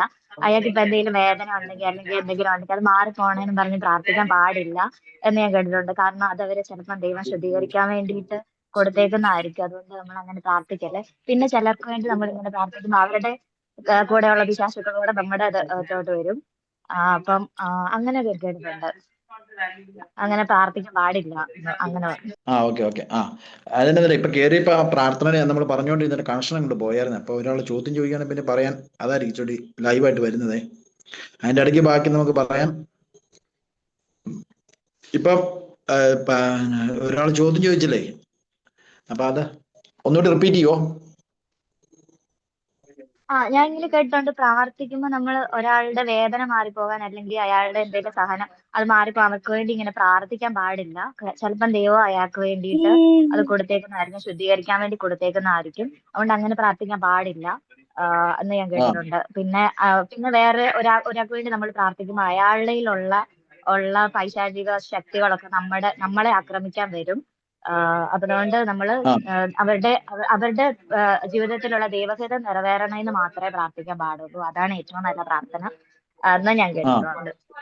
അതിനെപ്പറ്റി അതെ. എന്താ പറയാനുള്ളത്? അപ്പൊ നമ്മൾ ഒരു ഇപ്പൊ ഒരു ഞാൻ സഹനം പറഞ്ഞു. ഒരാൾ പറയാം, അപ്പൊ നമ്മൾ പറഞ്ഞോ. അയാൾ പ്രാർത്ഥിക്കണം എന്ന് പറയുമ്പോ നമ്മള് പ്രാർത്ഥിക്കണോ വേണ്ടയോ? അതായത് ഉണ്ടല്ലോ, നമ്മള് വേദനയും അതും പറയുമ്പോൾ നമ്മൾ പ്രാർത്ഥിക്കണം. ഈശോയാണെങ്കിലും പ്രാർത്ഥിച്ചു, പിതാവേ ഇത് എന്നിൽ നിന്ന് മാറിപ്പോണമെന്നാണ് ഞാൻ ആഗ്രഹിക്കുന്നത് പറഞ്ഞ് ഈശോ പ്രാർത്ഥിച്ചു. എന്നിട്ട് ഈശോ പറഞ്ഞു, ഇത് എന്റെ ഇഷ്ടമല്ല, നിന്റെ ഇഷ്ടം നടന്നാൽ മതി എന്ന് പ്രാർത്ഥിച്ചു. എന്ന് പറഞ്ഞ പോലെ ഇപ്പൊ ഞങ്ങളോടാണെങ്കിലും മധ്യസ്ഥ പ്രാർത്ഥനയ്ക്ക് പല ആൾക്കാരും പ്രാർത്ഥിക്കണം, അല്ലെ കൊച്ചിന് വേണ്ടി, കടബാധ്യതയ്ക്ക് വേണ്ടി ഒക്കെ പ്രാർത്ഥിക്കണമെന്ന് പറയുമ്പോഴും ഞങ്ങൾ ആ വിഷയത്തിന് വേണ്ടി പ്രാർത്ഥിക്കുമ്പോഴും, അതുകൂടാതെ ഈ പ്രാർത്ഥന ചോദിച്ച വ്യക്തിയുടെ ആത്മാവിന് വേണ്ടി ഞങ്ങൾ പ്രാർത്ഥിക്കും. ഈ വ്യക്തിയുടെ ആത്മാവ് ഏതവസ്ഥയിലാണ്, ഈശോയോട് ചേർന്നാണോ, അപ്പം ഈ വ്യക്തിയുടെ ആത്മാവ് ഈശോയിലേക്ക് വരാൻ, ദൈവിക കാര്യങ്ങൾ അടുത്ത് വരാൻ, അതാണ് മെയിൻ ആയിട്ടുള്ള ആദ്യത്തെ പ്രാർത്ഥന എന്ന് പറഞ്ഞാൽ. അപ്പൊ ഭൗതിക കാര്യങ്ങളിൽ ചിലവർക്ക് ഇപ്പൊ ഞാൻ എൻ്റെ ഒരു അനുഭവം പറയാം. എൻ്റെ കുടുംബത്തിലെ അമ്മ 15 വർഷമായിട്ട് കുടുംബത്തിന് സമാധാനം കിട്ടാൻ വേണ്ടി പ്രാർത്ഥിക്കുമായിരുന്നു. പക്ഷെ ഈ 15 വർഷത്തിന്റെ ഇടയിൽ ഒന്നും സമാധാനം കിട്ടിയിട്ടില്ല. പക്ഷെ ഒരു നിശ്ചിത സമയത്ത് വന്നപ്പോഴാണ് ദൈവം ഇടപെടുന്നത്. അപ്പൊ ദൈവത്തിന്റെ സമയം നമുക്കറിയാൻ പറ്റത്തില്ല. പലരും ചെയ്യുന്നത് എന്താണ്, പ്രാർത്ഥിക്കുമ്പോൾ നമ്മുടെ ഈ പ്രാർത്ഥനാ സഹായം ഏൽപ്പിച്ചു കഴിഞ്ഞാൽ പെട്ടെന്ന് തന്നെ അവർക്ക് കാര്യം സാധിച്ചു കിട്ടുമെന്ന് വെച്ചോണ്ടായിരിക്കും, അല്ലെങ്കിൽ അവരുടെ ജീവിതത്തിന്റെ ബുദ്ധിമുട്ടുകൊണ്ടായിരിക്കും നമ്മളോട് പറയുന്നത്. പക്ഷെ ദൈവഹിതം അതിൽ എന്താണെന്ന് നമുക്ക് അറിയത്തില്ല. അപ്പൊ നമുക്കറിയാം, ധൂർത്തപുത്രനെ നോക്കുക. ധൂർത്തപുത്രൻ ആഗ്രഹിച്ചു, വിശന്ന് തളർന്ന് വിഷമിച്ച് അവൻ ഇരുന്നിട്ട് ആഗ്രഹിച്ചു, പന്നി തിന്നിരുന്ന തവിടെങ്കിലും എനിക്ക് കിട്ടിയാൽ കൊള്ളാമായിരുന്നു. പക്ഷെ അവനത് കിട്ടിയില്ല. അങ്ങനെ കിട്ടാതെ വന്നതാണ് അവനെ ദൈവത്തിലേക്ക് എത്തിച്ചത്. അപ്പം പലപ്പോഴും ചിലപ്പോഴൊക്കെ നമ്മുടെ മധ്യസ്ഥ പ്രാർത്ഥന എന്ന് പറയുന്നത് ചില വ്യക്തികൾക്കൊക്കെ ഈ പന്നിക്കൂട്ടിൽ തവിടെത്തിക്കുന്ന രീതിയിലാണ്. അവർക്കത് കിട്ടി അവർ പിന്നെ ദൈവത്തിലേക്ക് വരത്തില്ല. അപ്പൊ നമ്മളെപ്പോഴും പ്രാർത്ഥിക്കേണ്ട ഈശോയെ. അതുകൊണ്ടാണ് റോമ 8-ാം തീയതി പറയുന്നത്, വേണ്ട വിധം എന്ന് പറയുന്ന ഈശോ എങ്ങനെയാണോ ആ വ്യക്തിക്ക് ആഗ്രഹിക്കുന്ന ആ വിധമാണ്. വേണ്ട വിധം പ്രാർത്ഥിക്കേണ്ടത് എങ്ങനെയെന്ന് നമുക്കറിഞ്ഞുകൂടാ. അതുകൊണ്ടാണ് നമ്മളോട് പ്രാർത്ഥനാ സമയം നമ്മൾ ആ വിഷയത്തിന് വേണ്ടി പ്രാർത്ഥിക്കുന്നു. എപ്പോഴും ഈശോയ്ക്ക് ഇഷ്ടം ആ വ്യക്തി വിശുദ്ധിയിലേക്ക് വരാൻ, അവരുടെ ആത്മാവ് ദൈവമായിട്ട് ബന്ധത്തിലേക്ക് വരാനാണ് ഏറ്റവും ദൈവത്തിന് ശ്രേഷ്ഠം. അതിന്റെ കൂടെ നമ്മൾ ഈ വ്യക്തിക്ക് വേണ്ടി പ്രാർത്ഥിക്കണം. ഇനി ചില വ്യക്തികൾ പ്രാർത്ഥിച്ചു കഴിഞ്ഞാൽ അവരിന്ന് തിന്മയുടെ സാധനങ്ങൾ നമുക്ക് കയറി അടിക്കും എന്ന് പറയുന്നത്, ഒന്ന് നമുക്ക് ഭയം, രണ്ട് നമുക്ക് വിശുദ്ധിയും പരിശുദ്ധാത്മാവിന്റെ അധികാരവും കിട്ടുമ്പോൾ നമുക്ക് പ്രാർത്ഥിക്കാം. മറ്റുള്ളവർക്ക് വീട്ടിൽ പോയി പ്രാർത്ഥിക്കുക, തലേ കഴിച്ച് പ്രാർത്ഥിക്കുന്നതല്ല, കോമൺ ആയിട്ട് മറ്റുള്ളവർക്ക് വേണ്ടി, ആത്മാക്കൾക്ക് വേണ്ടി പ്രാർത്ഥിക്കാം. നമുക്ക് എത്രമാത്രം ആത്മാവിന്റെ ശക്തിയും തീക്ഷ്ണയും കുറവുള്ളോ അതനുസരിച്ച് നമ്മളിലേക്ക് ഇവര് പറയുന്ന കേൾക്കുമ്പോഴും, അല്ലെങ്കിൽ നമുക്ക് തന്നെ സ്വയം ഭയം വരുന്നുണ്ടെങ്കിൽ നമ്മൾ അങ്ങനെ പ്രാർത്ഥിക്കാതിരിക്കുക. ലോകം മുഴുവൻ വേണ്ടി, കരുണയ്ക്ക് വേണ്ടി, കരുണക്കൊന്ത വേണ്ടി പ്രാർത്ഥിക്കുക. അപ്പം അത് കോമൺ പ്രാർത്ഥനയാണ്. അതുവഴി ഒരു പ്രശ്നം ഉണ്ടല്ലോ. വ്യക്തികളെ ഫോക്കസ് ചെയ്ത് പ്രാർത്ഥിക്കണമെങ്കിൽ പരിശുദ്ധാത്മയുടെ ശക്തി, അധികാരം നമുക്ക് ഉണ്ടെങ്കിൽ നമ്മൾ അങ്ങനെ പ്രാർത്ഥിക്കുക. ഇല്ലെങ്കിൽ നമ്മൾ ചെയ്യേണ്ടത് കോമൺ ആയിട്ട് ഈശോയെ, ഇപ്പൊ ഒരു മദ്യപാനത്തിൽ കിടക്കുന്ന ചേട്ടനെ നിങ്ങൾ കാണുന്നതെങ്കിൽ കോമൺ ആയിട്ട് ലോകം മുഴുവൻ എല്ലാ മദ്യപാനികളുടെ മേലെ ഈശോയെ കരുണയുണ്ടാകണമെന്ന് പറഞ്ഞ് കരുണക്കൊന്തിയിൽ പ്രാർത്ഥിക്കുക. അപ്പൊ ആ ഗണത്തിൽ ഈ ചേട്ടൻ വരും. അങ്ങനെയാണ് നമ്മൾ പ്രാർത്ഥിക്കേണ്ടത്. അല്ലാതെ വ്യക്തികളെ ഫോക്കസ് ചെയ്ത് നമ്മൾ പ്രാർത്ഥിക്കണമെങ്കിൽ, ഒരു വ്യക്തിയെ എടുത്ത് നമ്മൾ തീഷ്ണതയോടെ പ്രാർത്ഥിക്കണമെങ്കിൽ നമുക്ക് ധൈര്യമുണ്ടോ, ഞാൻ പ്രാർത്ഥിച്ചാൽ ഈശോ എന്നെ പ്രൊട്ടക്ട് ചെയ്യും, എൻ്റെ ദൈവം എന്നെ സംരക്ഷിക്കും, എനിക്ക് വ്യക്തിപരമായ ധൈര്യമുണ്ടെങ്കിൽ എനിക്ക് പ്രാർത്ഥിക്കാം. എനിക്ക് കുമ്പസാരിച്ചൊരുങ്ങി അച്ഛൻ്റെ വികാരിച്ചൻ്റെ ബ്ലെസ്സിങ് നമ്മൾ വാങ്ങിച്ചാൽ മതി. നമ്മൾ അത് എപ്പോഴും നമ്മൾ ഒരു അൽമായൻ ഒരിക്കലും ഇടവകയിലെ വികാരിച്ചിന്റെ കീഴിൽ അധികാരത്തിലാണ്. അപ്പം നമുക്ക് ഒരു തിന്മേനെ ഓടിക്കാനും ശക്തിയെല്ലാം കിട്ടുന്നത് വികാരിച്ചിൽ നിന്നാണ് പവർ കിട്ടുന്നത്. അല്ലാതെ ഈശോയുടെ കൂദാശിന് കിട്ടുന്നു, വികാരിച്ചനോട് വിധേയപ്പെട്ട് നിൽക്കുമ്പോൾ അവിടെ നിന്നാണ് അധികാരം കിട്ടുന്നത്. ആമേൻ. ഇപ്പം ക്വസ്റ്റ്യൻ ചോദിക്കാവോ ബ്രദറെ? ആ ക്വസ്റ്റ്യൻ ചോദിച്ചു. അതാ ഇപ്പം നിങ്ങൾ അത് കഴിഞ്ഞിട്ട് അവസാനം നമുക്ക് പറഞ്ഞു. ആശിഷന്റെ ഉണ്ടല്ലോ അല്ലേ? എന്തോ ചോദിച്ചു. പിന്നെ ഇങ്ങനെ ക്വസ്റ്റ്യൻ ചോദിക്കുമ്പം അങ്ങനെ ചോദിക്കുന്ന വ്യക്തികൾ നമ്മുടെ കൂട്ടായ്മയിലുള്ളവർക്കേ എന്തെങ്കിലും അതിനെക്കുറിച്ച് എന്തെങ്കിലും പറയാൻ തോന്നുന്നുണ്ടെങ്കിൽ അതും കൂട്ടിച്ചേർത്ത് പറയാവേ. ശകലമായിട്ട് ഒത്തിരി നീട്ടി പറയത്, കുറച്ചായിട്ട് പറയാം. ചോദിച്ചോ. ഓക്കെ. ഒരെണ്ണം ചോദിക്കാം. ഇങ്ങനെ ഈ ശുശ്രൂഷയായിട്ട് ബന്ധപ്പെട്ട് ജസ്റ്റ് ചോദിക്കുവാണേ. അല്ല, ആദ്യം മറ്റേത് ചോദിക്കാം. ഡ്രൈനസിന്റെ കാര്യം ചോദിക്കാം. ഈ ഡ്രൈനസ് ഒട്ടകം ഉണ്ടാവുമ്പം ഇപ്പം ചിലപ്പം നമുക്ക് തോന്നുമല്ലോ, നമുക്ക് എനിക്ക് ഈശോ സ്നേഹമില്ല അങ്ങനെയൊക്കെ തോന്നുമല്ലോ. അപ്പൊ അത് ആ ഡ്രൈനസ് ഒക്കെ എന്തുകൊണ്ടാ ഉണ്ടാവുന്നേ? അല്ല, എന്തുകൊണ്ടാ അങ്ങനെ ഞാൻ പറഞ്ഞ ഇങ്ങനെ ഒരു പ്രാർത്ഥിക്കാൻ പറ്റാത്ത അവസ്ഥയല്ലേ ഈ ഡ്രൈനസ് എന്ന് പറഞ്ഞ ഒരു മലയാളം വാക്ക് പറയാം. ഒരു മരവിച്ച അവസ്ഥ, സ്നേഹമില്ലാത്ത അവസ്ഥ, അങ്ങനെ ആ ദൈവം അവസ്ഥ കൂടെ ഇല്ലാന്ന് തോന്നുന്നൊരവസ്ഥ. എന്തോ സ്നേഹമില്ല എന്നൊരു തോന്നല്. അത് സ്നേഹമില്ല ഞാൻ അങ്ങനെയൊക്കെ പറഞ്ഞത് തോന്നും. ഇതാണ്. ആർക്ക് സ്നേഹമില്ല? എനിക്കില്ലെന്നാണ്, ഈശോയ്ക്ക് നമ്മളോട് ഇല്ലെന്നാണ്. എങ്ങനെ തോന്നേ? എനിക്കില്ലെന്ന് തോന്നും. ചിലപ്പോ എനിക്ക് ഈശോയ്ക്ക് എന്നോടില്ലെന്ന് തോന്നും. അങ്ങനെയൊക്കെ തോന്നും ഇടയ്ക്ക്. അല്ലെങ്കിൽ ദൈവം കൂടെ ഇല്ലാന്ന് തോന്നുന്നു. അതും ഓക്കെ. അപ്പം ഇങ്ങനെ തോന്നുന്ന അവസ്ഥയിൽ നമ്മൾ ഏതവസ്ഥയിൽ ഇരിക്കുമ്പോഴാന്ന് പറയാമോ? ഏതവസ്ഥ? അതായത് നമുക്ക് പ്രാർത്ഥനയോടോ ദൈവികങ്ങളോട് താല്പര്യമില്ലാതെ, അല്ലെ കുമ്പസാരം താമസിക്കുമ്പോൾ, അതോ ഞാൻ എപ്പോഴും പ്രാർത്ഥിക്കുകയും കുമ്പസാരിക്കുകയും ഒക്കെ ചെയ്തുകൊണ്ടിരിക്കുന്നതിന്റെ ആ സമയത്താണ് ഇത് ഫീൽ ചെയ്യുന്നത്, അതോ ഞാൻ പ്രാർത്ഥനയൊന്നും ഇല്ല ഇനി പ്രാർത്ഥന അകന്നു പോകുന്ന സമയത്ത്, അത് ഏത് അവസ്ഥയിൽ വരുമ്പോൾ ഇത് ഫീൽ ചെയ്യുന്നത് പറയാമോ? ഈ പ്രാർത്ഥിക്കുമ്പോ തോന്നുമ്പോഴോ? ഈ പ്രാർത്ഥിച്ചുകൊണ്ടിരിക്കുമ്പോ ഈ സാധനം മറ്റുള്ളവർക്ക് വേണ്ടി പ്രാർത്ഥിച്ച് കഴിയുമ്പോഴും ചിലപ്പോ അങ്ങനെ തോന്നും. നമ്മള് ഇങ്ങനെ പാപത്തിൽ കഴിയുന്ന ഒരാൾക്ക് വേണ്ടി പ്രാർത്ഥിച്ച് കഴിയുമ്പോൾ ചിലപ്പോ അങ്ങനെ നമ്മള് അങ്ങനെ കുറെ നാൾ ഇരിക്കുവായിരുന്നു. പിന്നെ ഒരാളെ ഫോക്കസ് ചെയ്ത് പ്രാർത്ഥിച്ചു കഴിയുമ്പോൾ നമ്മുടെ ആ ഒരു തീഷ്ണത കുറഞ്ഞു പോകുന്ന പോലെ തോന്നിയിട്ടുണ്ട് ഒരു പാപത്തിൽ കഴിയുന്ന. ശരിക്കും ഈ ഡ്രൈനസ് വരുമ്പോ എന്നാ ചെയ്യേണ്ടതെന്നാ? എന്തോ ഈ ഡ്രൈനസ് ഇങ്ങനെ ചെയ്യുമ്പോ എന്താ ചെയ്യേണ്ടതെന്നാ? ഇപ്പൊ ഞാൻ പറയുന്നത് എന്നോ, നമുക്ക് പല സമയങ്ങളിൽ നമ്മളിൽ ഒന്നും ഇല്ലാത്ത പോലെയും അല്ലെ എല്ലാം ചോർന്നു പോയ പോലെ നമുക്ക് ഫീൽ ചെയ്യും. എപ്പോഴൊക്കെയാണെന്നറിയോ? ഒന്ന്, നമ്മൾ പ്രാർത്ഥിച്ചൊരുങ്ങിയ ശക്തി നമ്മളൊരു ശുശ്രൂഷയായിട്ട് ചെയ്യുകയോ, അല്ലെ മറ്റുള്ളവർക്ക് വേണ്ടി നമ്മൾ അമിതമായിട്ട് ഒരുപാട് സമയം ഒച്ചയെടുത്ത് മധ്യസ്ഥം വഹിച്ചൊക്കെ നമ്മൾ പ്രാർത്ഥിക്കുമ്പോൾ നമ്മുടെ ഉള്ളിലെ കൃപയെല്ലാം ചോർന്ന് നഷ്ടമായ പോലെ നമ്മൾ വരേണ്ട ഒരു അവസ്ഥയിലേക്ക് വരും ഒരു സമയം. അപ്പൊ നമ്മൾ ചെയ്യുന്നത് സംസാരം കുറച്ച് വീണ്ടും ഈശോയുടെ മുമ്പിൽ പോയിരുന്ന് പ്രാർത്ഥിച്ച് ആ ശക്തിയിലേക്ക് നമ്മൾ വീണ്ടും തിരിച്ചു വരും. മനസ്സിലായോ? ഇനി പ്രാർത്ഥനാ ജീവിതത്തിന്റെ ഇടയിൽ തന്നെ ചില സമയത്ത് നമ്മുടെ പ്രാർത്ഥന കേൾക്കുന്നില്ലെന്നും ഈശോ എന്റെ പ്രാർത്ഥന കേൾക്കുന്നില്ലെന്നും ഒരു വരണ്ട അവസ്ഥ നമുക്ക് ഇടയ്ക്ക് ഫീൽ ചെയ്യും. അത് നമ്മൾ ദൈവത്തിലേക്ക് വളരാൻ വേണ്ടി ഈശോ തരുന്ന ഒരു അവസ്ഥയാണ്, ഒരു അനുഭവം. അതിലൂടെ എല്ലാ മക്കളും കടന്നു പോകേണ്ടതായിട്ട് വരുന്ന ഒരു സമയമുണ്ട്. അല്ലെ അതാണ് ചിലപ്പം വലിയ ആൾക്കാർ പറയും അത് മരുഭൂമി അനുഭവം എന്ന് പറയും. നമ്മുടെ പ്രാർത്ഥന കേൾക്കുന്നില്ല, അല്ലെങ്കിൽ നമുക്ക് ഈശോയോട് സ്നേഹമില്ല, ഈ കേൾക്കുന്ന പ്രാർത്ഥനയെല്ലാം ഭിത്തിയെ തട്ടി ഇങ്ങോട്ട് തെറിക്കുന്ന പോലെ നമുക്ക് ഫീൽ ചെയ്യും. മനസ്സിലായോ? ഒരു സ്വീകരിക്കപ്പെടുന്നില്ലാത്ത പോലെ.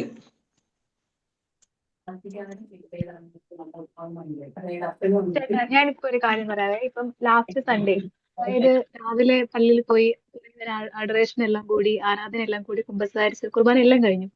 അത് കഴിഞ്ഞിട്ട് വൈകുന്നേരം അന്ന് തന്നെ ഇവിടെ ധ്യാന കേന്ദ്രത്തിൽ RFCയിൽ പോയിരിക്കുവായിരുന്നു. എന്നിട്ട് ഒരു 1.5 മണിക്കൂർ ചാപ്പലില് എന്താ അഡറേഷന്റെ മുന്നിൽ പോയിരുന്നു. എനിക്കൊന്നും തോന്നിയില്ല, പ്രാർത്ഥിക്കാൻ തോന്നിയില്ല.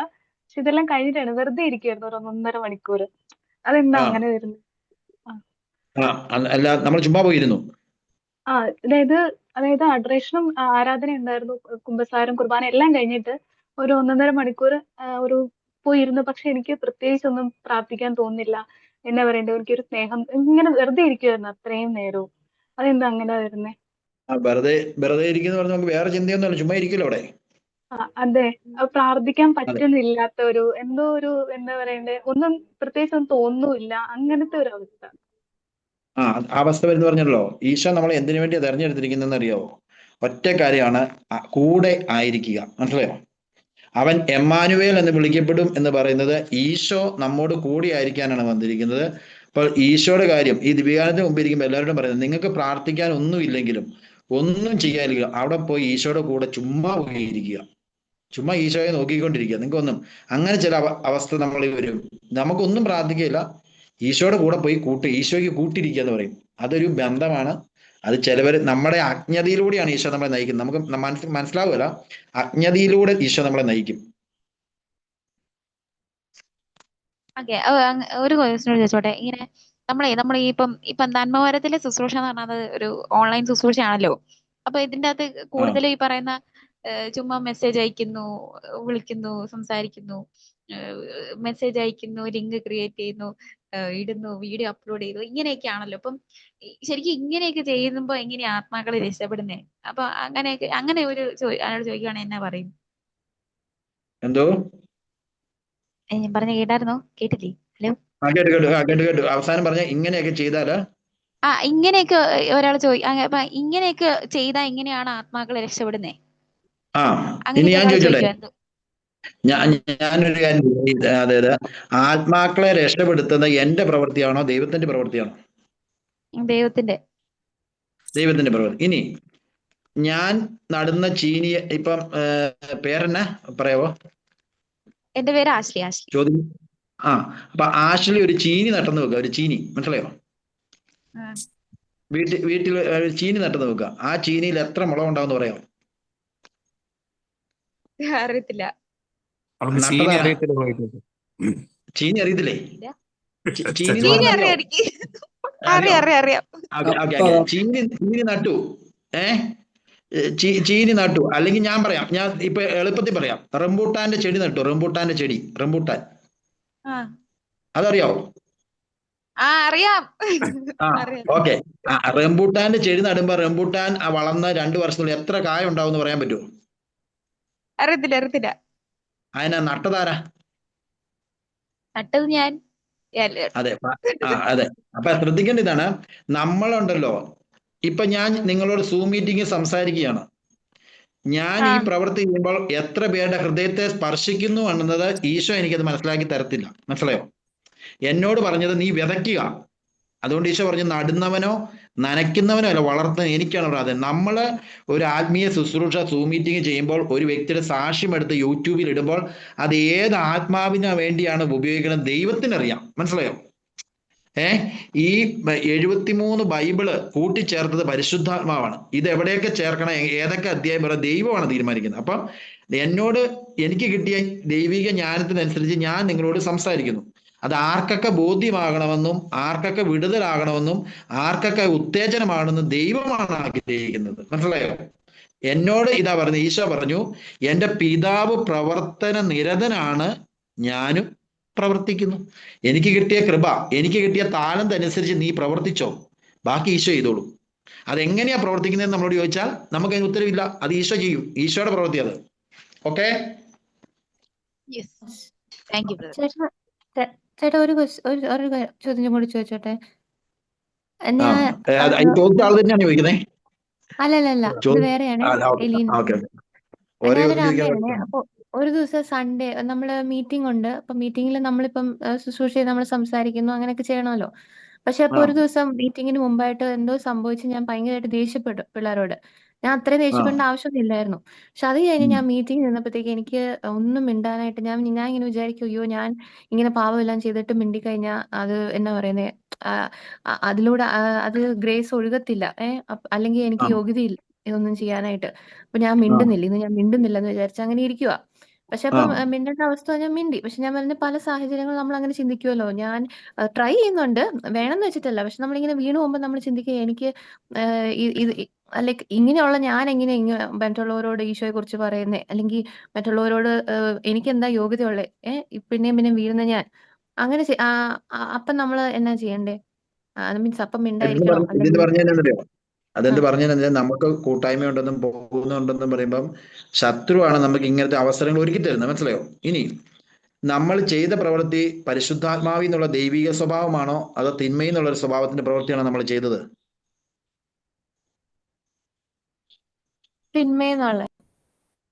അപ്പൊ എന്തിന്റെ ഫലമായിരിക്കും നമ്മളിൽ വെളിപ്പെടുക അല്ലെങ്കിൽ ഫീലിംഗ് ഉണ്ടാകുക? ആ തിന്മയുടെ ഫീലിങ്സ് ആയിരിക്കും നമുക്ക് ഉണ്ടാകുന്നത്. മനസ്സിലായോ? നിരാശ, നെഗറ്റീവ് എങ്ങനെയാ ഉണ്ടാകുന്നത്? ചില വ്യക്തികൾ ഇങ്ങനെ പറയുന്നത് കേട്ടിട്ടുണ്ട്, ഒരു 5, 10 മിനിറ്റ് 15 മിനിറ്റ് ക്ലാസ് എടുക്കാവോ എന്ന് ചോദിക്കും ചിലവരോട്. അപ്പൊ അവര് പറയും, ഞാൻ അത്രയും യോഗ്യതയൊന്നുമില്ല, എനിക്ക് അങ്ങനെ വചനം പറയാനുള്ള യോഗ്യതയൊന്നുമില്ല, ഞാൻ ഇച്ചിരി പ്രാർത്ഥിച്ച് ഒരുങ്ങിയിട്ടേ അത് ചെയ്യുന്നുള്ളൂ എന്നൊക്കെ ചിലവർ പറയും. എപ്പോഴും നമ്മൾ ശ്രദ്ധിക്കേണ്ട ഇതാണ്, ഈ പിതാവ് പ്രവർത്തനത്തിന് നമ്മളായിരിക്കുന്ന അവസ്ഥയിൽ നമ്മൾ കിട്ടുന്ന സ്ഥലത്ത് നമ്മൾ ഈശോയെക്കുറിച്ച് പറയുക. എൻ്റെ കുറവുകളോടെയാണ് ഈശോ പ്രവർത്തിക്കുന്നത്. ഇനി പ്രാർത്ഥന കൂട്ടായ്മയിലേക്ക് ചെല്ലുമ്പോൾ നമ്മളെ അത് ബ്ലോക്ക് ചെയ്യാനാണ് അങ്ങനത്തെ ഒരു അന്തരീക്ഷം വീട്ടിൽ ക്രമീകരിക്കുന്നത്. ക്രമീകരിക്കുന്നത്. അപ്പം അവിടെ ചെല്ലുമ്പോൾ നമുക്ക് അതിന്റെ ഫലം ഉണ്ടാകും. നമ്മളിലൂടെ ഈശോയുടെ കാര്യം സംസാരിക്കുന്നവരെ അവൻ നേരത്തെ ബ്ലോക്ക് ചെയ്യുന്നതാണ് ആ സാധനം. നമുക്ക് വരുന്ന ഫലം അങ്ങനെ പ്രശ്നം ഉണ്ടാക്കി നമ്മൾ അവിടെ ചെന്ന സ്വതന്ത്രമായ മനസ്സിലൂടെ പറയരുത്. അപ്പം ആത്മാവിന്റെ പ്രവർത്തനം ഉണ്ടാവുമല്ലോ. പിന്നെ നമ്മൾക്ക് പറ്റിയ തെറ്റോർത്ത് മനസ്സപിച്ചിട്ട് നമുക്ക് അവിടെ ഈശോയെ കുറിച്ച് പറയാം. ഈശോ നമ്മുടെ കുറവുകളിൽ പിശാച് വരുന്ന നീ അത് പറഞ്ഞു കഴിഞ്ഞാൽ ശ്രദ്ധിക്കുക കേൾക്കത്തില്ല എന്ന് പറയുന്നത്. നമ്മൾ ഈശോ എനിക്ക് തെറ്റിയ ധൂർത്തപുത്രന് പാപത്തിൽ നിന്ന് ഏറ്റു കഴിഞ്ഞപ്പോൾ ഈശോയുടെ പിതാവിനോട് ആദ്യം പറഞ്ഞില്ല. ആയിരിക്കുന്ന സ്ഥലത്ത് വെച്ചാണ് ആദ്യം പറയുന്നത്, ഞാൻ എൻ്റെ പിതാവിൻ്റെ അടുത്തേക്ക് പോകും, ഞാൻ ചെന്നിട്ട് പറയും പിതാവേ സ്വർഗത്തിനെതിരായും ഇങ്ങനെ ചെയ്ത് അവൻ അവിടെ വെച്ച് പറയുക കർത്താവ് എനിക്ക് തെറ്റുപറ്റിപ്പോയത് എന്ന് പറഞ്ഞ പോലെ നമുക്ക് കുമ്പസാരിക്കേണ്ട അവസരം കിട്ടുന്നുണ്ട്. ഓക്കെ, അതിനു മുമ്പ് നമുക്ക് തെറ്റുപറ്റിപ്പോയ കർത്താവ് എനിക്ക് തെറ്റുപറ്റിപ്പോയി, എനിക്ക് ഇങ്ങനെ ആയിപ്പോയി, എന്നോട് ക്ഷമിക്കണമേ എന്ന് നമുക്ക് മനസ്സുകൊണ്ട് അന്നേരം പറയാം. എന്നിട്ട് നമുക്ക് ഈശോയെ കുറിച്ച് പറയാം. അവിടെ ഞാൻ ഈശോയെ കുറിച്ച് പറയുമ്പോഴും അവിടെ ഈശോ പ്രവർത്തിക്കുന്ന ദൈവമാണ് പ്രവർത്തിക്കേണ്ടത്. പിന്നെ ദൈവീ കാര്യങ്ങൾ പറയേണ്ടത് എപ്പോഴും നമ്മൾ ഒരുങ്ങി വിശുദ്ധിയോടെയാണ് പറയേണ്ടത്. പക്ഷെ പോകുന്ന വഴിക്ക് ചിലപ്പോൾ സാത്താൻ ഇങ്ങനത്തെ പരിപാടി ഒപ്പിക്കും. ഓക്കെ,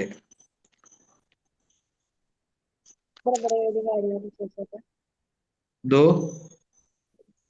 ഒരു കാര്യം ചോദിച്ചോട്ടെ. ആ അതെ, ഇപ്പം ഇങ്ങനെ നമ്മളോട് ഒരുപാട് പേര് പ്രാർത്ഥിക്കാനൊക്കെ ആവശ്യം ചോദിക്കുമല്ലോ. അപ്പൊ ഞങ്ങൾ എങ്ങനെ ആലോചിച്ചപ്പോ നമ്മളത് ഓർക്കും, പക്ഷെങ്കിൽ നമ്മൾ പ്രാർത്ഥിക്കുമ്പോൾ അതങ്ങ് മറന്നുപോകും. നമ്മൾ പറയും ആ പ്രാർത്ഥിച്ചേക്കാന്നൊക്കെ പറയുമെങ്കിലും പിന്നെ അതങ്ങ് വിട്ടുപോകും. അപ്പൊ ഞാനും ഒരു ചേച്ചിയും കൂടി ഇങ്ങനെ ഞങ്ങള് ഒരുമിച്ച് പ്രാർത്ഥിക്കാമെന്നോ ഇങ്ങനെ ഗ്രൂപ്പൊക്കെ ഉണ്ടാക്കി എല്ലാവരുടെ പേരൊക്കെ എഴുതി അങ്ങനെ പ്രാർത്ഥിക്കാൻ തുടങ്ങി. അപ്പൊ ഞങ്ങളെന്നും പ്രാർത്ഥിക്കും, അവർക്ക് വേണ്ടിയിട്ട് നന്മ നിറഞ്ഞു മറിയൊക്കെ ചൊല്ലി കൗണ്ട് ചെയ്ത് അങ്ങനെ പ്രാർത്ഥിക്കുകയൊക്കെ ചെയ്യും. അപ്പം കുറെ ദിവസം കഴിയുമ്പോഴത്തേക്കും നമുക്കിങ്ങനെ പ്രാർത്ഥിക്കാനൊക്കെ ഞങ്ങൾക്ക് രണ്ടുപേർക്കും ഭയങ്കര തടസ്സം, കുർബാനയ്ക്ക് പോകാൻ തടസ്സം, കൊണ്ട് ചൊല്ലാനായിട്ടൊക്കെ ഭയങ്കര തടസ്സങ്ങള്. അപ്പം അത് കഴിഞ്ഞ് ചിലപ്പോൾ പ്രാർത്ഥനയൊക്കെ അങ്ങനെ ഞങ്ങൾ നിന്ന് പോവുക. പിന്നെ കുറച്ച് ദിവസം കഴിയുമ്പോൾ പ്രാർത്ഥിക്കാനോ ഒന്നും പറ്റത്തില്ല. കുറെ ദിവസം കഴിയുമ്പം നമുക്കിങ്ങനെ കാണുന്നതെന്ന് വെച്ചാൽ ആർക്ക് വേണ്ടിയാണ് പ്രാർത്ഥിച്ച അവരുടെ ജീവിതത്തിൽ ഈശോ ഇടപെടുന്ന കാണുന്നുണ്ട്. പക്ഷെ നമ്മുടെ പേഴ്സണലി ഞങ്ങൾ പ്രാർത്ഥിക്കുന്ന കാര്യങ്ങൾക്കൊക്കെ ഭയങ്കരമായിട്ട് ഡൗൺ ആയി പോകും. അങ്ങനെ വരുമ്പോ ആ എന്താ ചെയ്യുന്നത്? അപ്പൊ ഇതിനകത്ത് ചേച്ചിക്കുള്ള സംശയം ചേച്ചി ഡൗൺ ആയി പോകുന്ന കാര്യമാണോ അത് അവരുടെ ജീവിതത്തിൽ എങ്ങനെ ഇടപെട്ടെന്നാണ്? ഏത് മേഖല പറയണ്ടേ? ഡൗൺ ആയി പോകുന്ന അതിന് അങ്ങനെയൊക്കെ എന്താ ചെയ്യുന്നത്? ഡൗൺ ആയി പോകുന്ന പറഞ്ഞാൽ നമ്മുടെ കൃപ ഉപയോഗിച്ചാണ് മറ്റുള്ളവർക്ക് വേണ്ടി പ്രാർത്ഥിക്കുന്നത്. അപ്പൊ കൃപ ഉപയോഗിച്ച് പ്രാർത്ഥിക്കുമ്പോൾ നമ്മുടെ ഉള്ളിലെ കൃപ നിങ്ങൾ മധ്യസ്ഥ പ്രാർത്ഥന ഉറക്കാണോ പ്രാർത്ഥിക്കുന്നത്? കൂട്ടായ്മയായിട്ട് അല്ലേ? അതെ അതെ നമ്മൾ മറ്റുള്ളവർക്ക് വേണ്ടി മധ്യസ്ഥം പ്രാർത്ഥിക്കുക എന്ന് പറഞ്ഞാൽ നമ്മുടെ ഉള്ളിലെ കൃപയാണ് ഈ അധ്വാനിക്കുന്നത്. അപ്പൊ ഈ കൃപ അധ്വാനിക്കുന്ന നമ്മുടെ ആത്മാവ് അവശത വരും, നമ്മുടെ ആത്മാവിന് വിശ്രമം വേണം. ഇത് ഈശോ പറയണം, ആത്മാവിന് വിശ്രമം വേണമെന്ന് ആർക്കും അറിയത്തില്ല. അപ്പൊ നമ്മൾ വീണ്ടും വ്യക്തിപരമായി വന്ന് ശാന്തമായി ഇരുന്ന് പ്രാർത്ഥിക്കും. ഞാൻ പല സമയങ്ങളിലും വചനത്തിന്റെ ക്ലാസ് എടുത്തിട്ട് പോയി കഴിയുമ്പോൾ എനിക്ക് ആരോടും മിണ്ടാൻ തോന്നുന്നില്ല. എൻ്റെ മനസ്സ് മുഴുവനും ശൂന്യതയായിട്ടിരിക്കും. ഞാൻ അന്നേരം പോയി എവിടെയും ദിവികാനത്തും പിന്നെ ആരോടും മിണ്ടാതെ കുറേ നേരം പ്രാർത്ഥിച്ച് കഴിയുമ്പോഴത്തേനും പതുക്കെ ആത്മാവിന് ശക്തിയാകാൻ തുടങ്ങും. അങ്ങനെ ആവുള്ളൂ. നമ്മുടെ ഉള്ളിൽ കൃപ ഉപയോഗിച്ച് പ്രാർത്ഥിക്കാൻ നമുക്ക് ക്ഷീണം ഉണ്ടാകും. ചിലപ്പം ആത്മാവിന്റെ ക്ഷീണം നമ്മുടെ ശരീരത്തിൽ ഫീൽ ചെയ്യും, നമുക്ക് തളർച്ച ഉണ്ടാകും, ചിലപ്പോൾ ചില ശാരീരിക ബുദ്ധിമുട്ടുകളായിരിക്കും വരുന്നത്. നമ്മൾ വീണ്ടും പ്രാർത്ഥിച്ച് കയറാനായി. ഇതൊരു ആത്മാവിന്റെ മണ്ഡലമാണ്. അപ്പൊ എല്ലാ കാര്യവും നമുക്ക് മനസ്സിലാകത്തില്ല. പിന്നെ ഇപ്പോഴും നമ്മൾ ഈ ഗ്രൂപ്പിലുള്ളവരാണ് ചോദിക്കും, നമ്മുടെ വ്യക്തിപരമായ ജീവിതവുമായിട്ട് ബന്ധപ്പെട്ട കാര്യങ്ങൾ നമ്മൾ സംശയം ചോദിക്കുക. ഇപ്പൊ ചേച്ചി ചോദിച്ചോളൂ പ്രാർത്ഥന ചെയ്തത്. അതായത് എനിക്ക് ആത്മീയത വേറെയൊക്കെ സന്ദേശങ്ങളുണ്ട്. എനിക്ക് ആത്മീയമായി വളരാനും എൻ്റെ ജീവിതവുമായിട്ട് ബന്ധപ്പെട്ട സംശയം ചോദിക്കാനും നിങ്ങൾക്കും അത് ഉപകാരമാകും. എല്ലാ കാര്യങ്ങളും എനിക്കറിയത്തില്ല, അറിയാവുന്ന കാര്യങ്ങൾ നമുക്ക് അങ്ങോട്ട് പറയാം. അതാണ്. ഓക്കെ, ആമേൻ. ഒരു കാര്യം ചോദിച്ചോട്ടെ. ആരാ? അല്ല, ഞാൻ ചോദിക്കാൻ വന്ന ഒരു കാര്യമാണ്. ഇപ്പൊ നമ്മൾ കൂടുതലും ഡിസ്കസ് ചെയ്തത് ഇവിടെ ഇപ്പം ഡൗൺ ആവുക, അല്ലെങ്കിൽ പലപ്പോഴും പല പ്രാവശ്യം വീണ്ടും വീണ്ടും വീണു പോവുക, ഇങ്ങനെയൊക്കെയുള്ള കാര്യങ്ങളാണ് നമ്മൾ കൂടുതൽ ഡിസ്കസ് ചെയ്തത്. അപ്പൊ ഇതിനകത്ത് പലരും എന്ന് പറഞ്ഞു കഴിഞ്ഞാൽ ഈ ആത്മീയമായി വളരുന്നവർ പലരും ഈ വീഴുന്നത് കുറയുക എന്നുള്ളതാണല്ലോ നമ്മുടെ ഒരു ആത്മീയ വളർച്ച എന്ന് പറയുന്നത്. അതായത് എത്ര പെട്ടെന്ന് വീഴുന്നു അത് പെട്ടെന്ന് തിരിച്ചു വരിക എന്നുള്ളത്. നമ്മളിപ്പോ ഇതിപ്പം ശത്രുവിന്റെ ഒരു പ്രവർത്തനമാണെന്ന് നമ്മൾ എങ്ങനെ വിവേകത്തോടെ തിരിച്ചറിയുന്നേ? ഇപ്പൊ ഇന്നിപ്പം ഏതാ? ഫോർ എക്സാമ്പിൾ ഞാൻ പറയുവാണ്, ഇപ്പൊ ഇന്ന് എനിക്ക് തോന്നി ഞാൻ ഇന്ന് പള്ളി പോകേണ്ടതായിരുന്നു, അന്നേരം പള്ളി പോയില്ല. അപ്പൊ എനിക്ക് വിഷമം തോന്നി, അങ്ങനെ സങ്കടം, ഞാൻ ഡിപ്രഷനായി. പിന്നെ 2 ദിവസം ഞാൻ പ്രാർത്ഥിക്കുന്നില്ല, പോകുന്നില്ല. ഇന്നിപ്പൊ അങ്ങനെയാന്ന് വിചാരിച്ചോ, അതിപ്പം ഞാൻ മനസ്സിലാക്കി, ഓ ഇതിങ്ങനെയല്ല ഞാൻ ചെയ്യേണ്ടത്, ദൈവത്തോട് ക്ഷമ പറഞ്ഞ് നാളെ രാവിലെ തന്നെ കുമ്പസാരിച്ച് പെട്ടെന്ന് പള്ളിയിലോട്ട് പോകേണ്ടതാണ് ഞാൻ ചെയ്യേണ്ടതെന്ന് വിവേകത്തോടെ ഞാൻ മനസ്സിലാക്കി. പക്ഷെ ഇനി വേറൊരു സമയത്ത് ഇപ്പൊ ഭർത്താവ് എന്നെ വഴക്ക് പറയുമ്പോഴായിരിക്കും എനിക്ക്, ഓ എന്തിനാ ഞാൻ ഇതെല്ലാം ചെയ്തിട്ട് പിന്നെ പുള്ളിയുടെ വഴക്ക് കേൾക്കാനാണോ നീ എന്നെ ഇവിടെ അങ്ങനെ എന്തെങ്കിലും നമ്മൾ ചിന്തിക്കുന്നത്. അപ്പൊ അതിലായിരിക്കും നമുക്ക് ഡിപ്രഷൻ വന്നിട്ട് നമ്മൾ എന്തിനാ. അപ്പൊ ഓരോ സമയത്തും നമുക്ക് വരുന്ന കാര്യങ്ങൾ പലതാണ്. ഈ പുറകിലേക്ക് പിന്നിലേക്ക് വലിക്കാൻ വേണ്ടിയിട്ട്, പ്രാർത്ഥനയിൽ നിന്ന് പിന്നിലേക്ക് വലിക്കാൻ. ഇതെങ്ങനെ വിവേകത്തോടെ നമ്മൾ തിരിച്ചറിയും ഈ സാഹചര്യങ്ങളെ? സാഹചര്യങ്ങൾ എപ്പോഴും വേറെയാണല്ലോ. അതായത് ഇതാണ് നമ്മുടെ ആത്മീയ വളർച്ച അനുസരിച്ച് നമ്മുടെ ജീവിതത്തിന്റെ അനുഭവത്തിലൂടെയാണ് ഈശോ ഓരോ കാര്യങ്ങളും നമ്മളെ പഠിപ്പിക്കുന്നത്. മനസ്സിലായോ? അല്ലാതെ ഇപ്പൊ നമുക്ക് വേറെ ഒരു ഇപ്പൊ ഞാൻ കുറച്ച് കാര്യങ്ങൾ നിങ്ങൾ പറയുന്നു. ഇപ്പൊ എൻ്റെ ആത്മീയ ജീവിതത്തിലും നമുക്ക് തെറ്റുപറ്റിയും വീണും എങ്ങനെയാണ് ഒരു വ്യക്തി ആത്മീയ ജീവിതത്തിൽ കയറി വരുന്നത്, അവന്റെ ജീവിത അനുഭവത്തിലൂടെയാണ് നമ്മൾ പഠിക്കുന്നത്.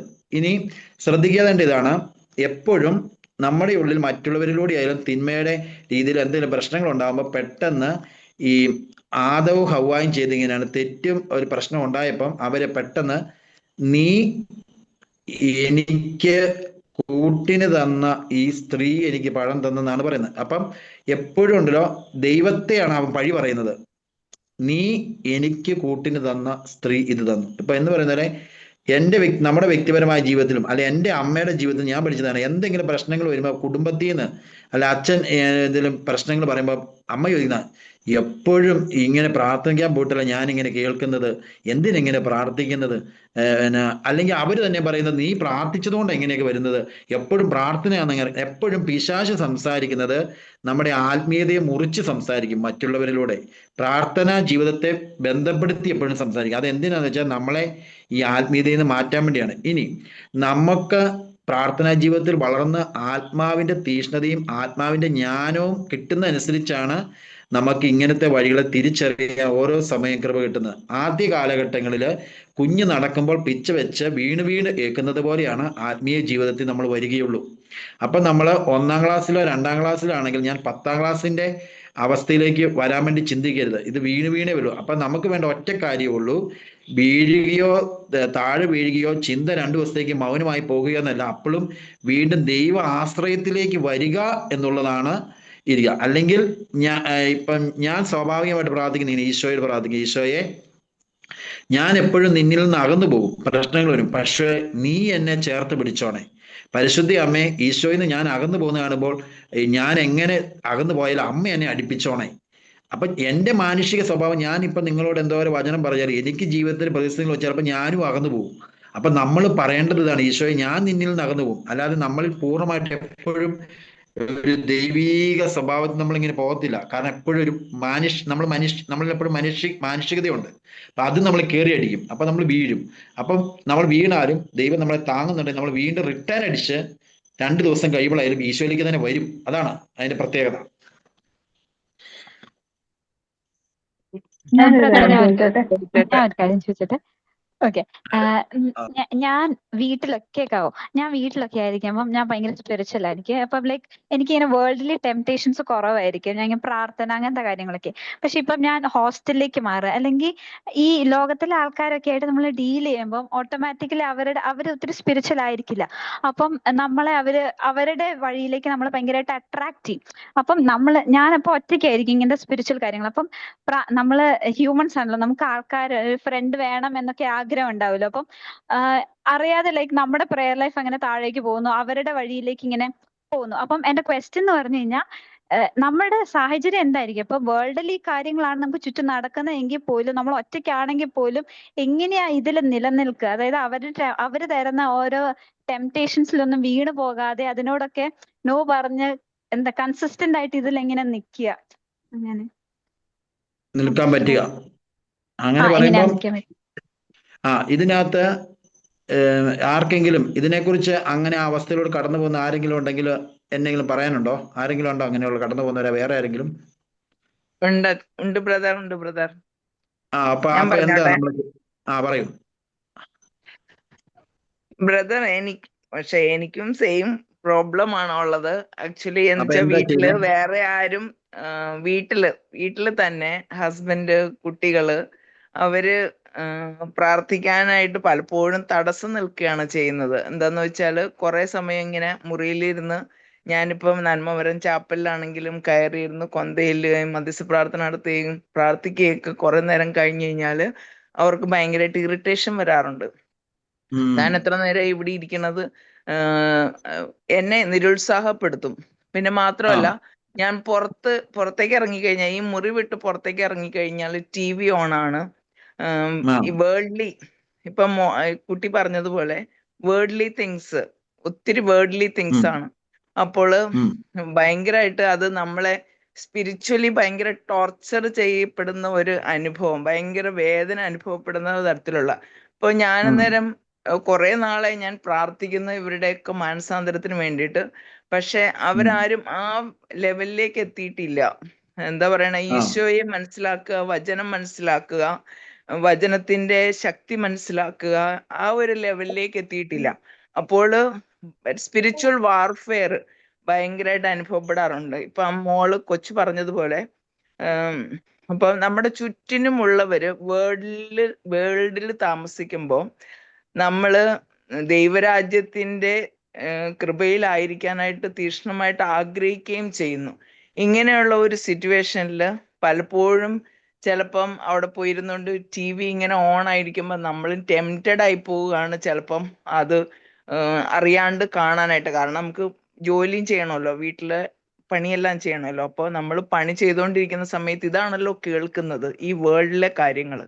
അപ്പോൾ അത് എങ്ങനെ നമുക്ക് അതിനെ കുറെയൊക്കെ ഉള്ളില് ചിലപ്പോഴൊക്കെ സ്തുതിച്ചുകൊണ്ടിരിക്കുക, പ്രാർത്ഥിച്ചുകൊണ്ടിരിക്കുക, ആത്മീയമായിട്ട് നല്ല ഉണർവിലാണെങ്കിൽ നമുക്ക് അതിനെ ഓവർകം ചെയ്യാനായിട്ട് സാധിക്കാറുണ്ട്. ഉള്ളിൽ സ്തുതിച്ചുകൊണ്ടിരിക്കുക, അല്ലെങ്കിൽ എന്തെങ്കിലും സുഹൃത ജപം ചൊല്ലിക്കൊണ്ടിരിക്കുക, അത് കേൾക്കാതിരിക്കാൻ വേണ്ടിയിട്ട് വാതിലടച്ചിടുക, അങ്ങനെ പല പല കാര്യങ്ങൾ. പക്ഷെ എപ്പോഴും അത് സാധിക്കത്തില്ല. ചിലപ്പോഴൊക്കെ നമ്മൾ തന്നെ ആ വേർഡിലേക്ക് വലിക്കപ്പെടുന്നതായിട്ട് അനുഭവപ്പെടുന്നു. അപ്പോൾ അങ്ങനെ സമയം വേസ്റ്റ് ചെയ്ത് കഴിഞ്ഞാൽ നമുക്കത് ഭയങ്കര നഷ്ടബോധം അനുഭവപ്പെടുന്നു. ഇത്രയും സമയം വെറുതെ വേർഡിൽ കളഞ്ഞല്ലോ, അങ്ങനെ ഒരു നഷ്ടബോധം അനുഭവപ്പെടുന്നു. ഈ സിറ്റുവേഷൻ എപ്പോഴും ഉണ്ട്. അതെന്ന് വെച്ചാൽ നമ്മൾ വീട്ടിലാണല്ലോ, വീട്ടിലെ എല്ലാവരും വേറൊരു വേൾഡിലാണ്, നമ്മൾ ആത്മീയ വേൾഡിലാണ്. അപ്പോൾ ഇങ്ങനെയുള്ള സിറ്റുവേഷനിൽ നമുക്ക് കൊറേയൊക്കെ നമ്മള് പ്രാർത്ഥിച്ചും വിശുദ്ധ കുർബാനയ്ക്ക് പോയി ഞാൻ കുമ്പസാരിച്ചു. ഇതിനോട് ചേർത്ത് ഞാൻ ഒരു കാര്യം കൂടി ചോദിച്ചോട്ടെ ബ്രദറെ. ഇപ്പൊ നമ്മളെ പ്രാർത്ഥിക്കുന്ന സ്ഥലത്തിന് വ്യത്യാസം ഉണ്ടാവുമോ? അത് ഇത് കേട്ടപ്പോ ചോദിക്കും. കാരണം എനിക്ക് നേരെ തിരിച്ചാ. എനിക്ക് വീട്ടിൽ നിന്ന് പുറത്തിറങ്ങി നേരത്തെ ഏകദേശം ഇതുപോലൊക്കെ തന്നെ. വീട്ടിൽ നിന്ന് പുറത്തിറങ്ങിയാൽ പ്രാർത്ഥിക്കാൻ പറ്റും, വീട്ടിൽ കയറുമ്പോൾ പ്രാർത്ഥിക്കാൻ ബുദ്ധിമുട്ടാ. ബുദ്ധിമുട്ട് പറഞ്ഞാൽ അവിടെ ആരും ശല്യം ചെയ്തിട്ടല്ല, പക്ഷെ പ്രാർത്ഥിക്കാൻ ഒരു ഞാൻ ഇതിന് മുമ്പൊക്കെ എന്താ കുറെ സമയം ഇങ്ങനെ നമ്മുടെ ഡാൻസിന്റെ ടോക്കൊക്കെ കേൾക്കുന്നു. അത് അറിയാൻ വേണ്ടിയിട്ടും കൂടിയായിരുന്നു. പക്ഷെ അതിന് ഭയങ്കര പവർ ഉണ്ടായിരുന്നു, എനിക്ക് പിന്നെ മനസ്സിലായേ. ആ സമയത്ത് നമുക്ക് കുറച്ചുകൂടെ പ്രാർത്ഥിക്കാനുള്ളത് നടന്നു. ഇപ്പൊ ലാസ്റ്റ് ടൈമിൽ ഞാൻ പോയപ്പോ ഞാൻ ഇവിടെ ഇരുന്നിട്ട് വീടിന് വേണ്ടി പ്രാർത്ഥിക്കാൻ പറ്റണേ തമ്പുരാനെ എന്ന് പറഞ്ഞ് പ്രാർത്ഥിച്ചു. അവിടെ പോയിരുന്ന് പ്രാർത്ഥിക്കാൻ പറ്റണേ എന്ന് പ്രാർത്ഥിച്ചു. പിന്നെ നമ്മൾ ഇതിലുള്ള കുറെ സംരക്ഷണ പ്രാർത്ഥനകളൊക്കെ ഉണ്ടല്ലോ, ബന്ധന പ്രാർത്ഥന, തിരുരക്തങ്ങളിലൊക്കെ കോട്ട കെട്ടണേ എന്നൊക്കെ പറഞ്ഞ് ഞാൻ വീട്ടിലിരുന്ന് നല്ല പ്രാർത്ഥിച്ച്. പിന്നെ അതുപോലെ ഊർ ജവമാലയൊക്കെ ചൊല്ലുമ്പോൾ ഏറ്റവും കൂടുതൽ TV വെക്കണം മുറിക്കകത്തൊക്കെ. ചിലപ്പോൾ ഊർ ജവമാലയായിരിക്കും വീട്ടിൽ പോയിട്ട് ചൊല്ലാൻ പറ്റുന്നത്. വീട്ടിൽ ആരും ഇല്ലാത്തപ്പോ ഞാൻ അത് ആ മുറിക്കകത്തിരുന്ന് ചൊല്ലി. അന്ന് എനിക്ക് പൂരായിരിക്കും, വേറെ എന്തെങ്കിലും തരത്തിലുള്ള പീഡകളൊക്കെ ഉണ്ടാവും. പക്ഷെ എന്നാലും അപ്പൊ എനിക്ക് തോന്നും നമ്മൾ പോണ ട്രാക്ക് ശരിയായിട്ടാണല്ലോ എന്ന് തോന്നി.